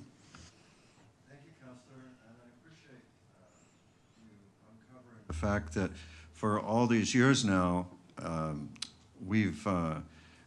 this would be the first time we allowed stormwater management in the above Dundas to be taken care of in facilities south of Dundas. Councillor Duddick? Thank you. Through you, Mr. Chair. There was a point raised in regards to the impact on the transportation and the fact that I think it was 2035, there would need to be possibly another turning lane. And I'm wondering if there is an opportunity to explore the cost associated with that, given that it is the applicant who would probably be the large component in that mix, that they contribute to the cost rather than the taxpayer. Through you, Mayor Burton, I've added further review. So in addition to that being reviewed through the Transportation Impact Study review, we'll make sure that any costs that would be required would be reviewed. Thank you. Thank you, everybody. I need a mover for the motion that the comments from the public with respect to the proposed plan, Councillor Nanda, thank you, be received, and that staff considers the comments as well that have been provided by council. And we have that motion from Councillor Nanda. Is there any objection? Madam Clerk, there is no objection, and Councillor Nanda's motion carries unanimously. If I have done this right, we have reached the point of the agenda for the confidential discussion items, but there are none, and the advisory committee minutes, and there are none, and therefore it would be in order to have a motion to rise and report. Councillor Elgar, thank you very much. Any objection? There being none, that carries. And I rise and report the Committee of the Whole met and made recommendations on consent items 4.1, confidential consent item 5.1, public hearing items 6.1, .2, and 3, and discussion item 7.1. A mover and seconder for the report is in order now. Councillor Longo and Councillor McNeice. Thank you very much. Any objection? There being none, the report is approved, and that brings us to new business. Does anybody got any?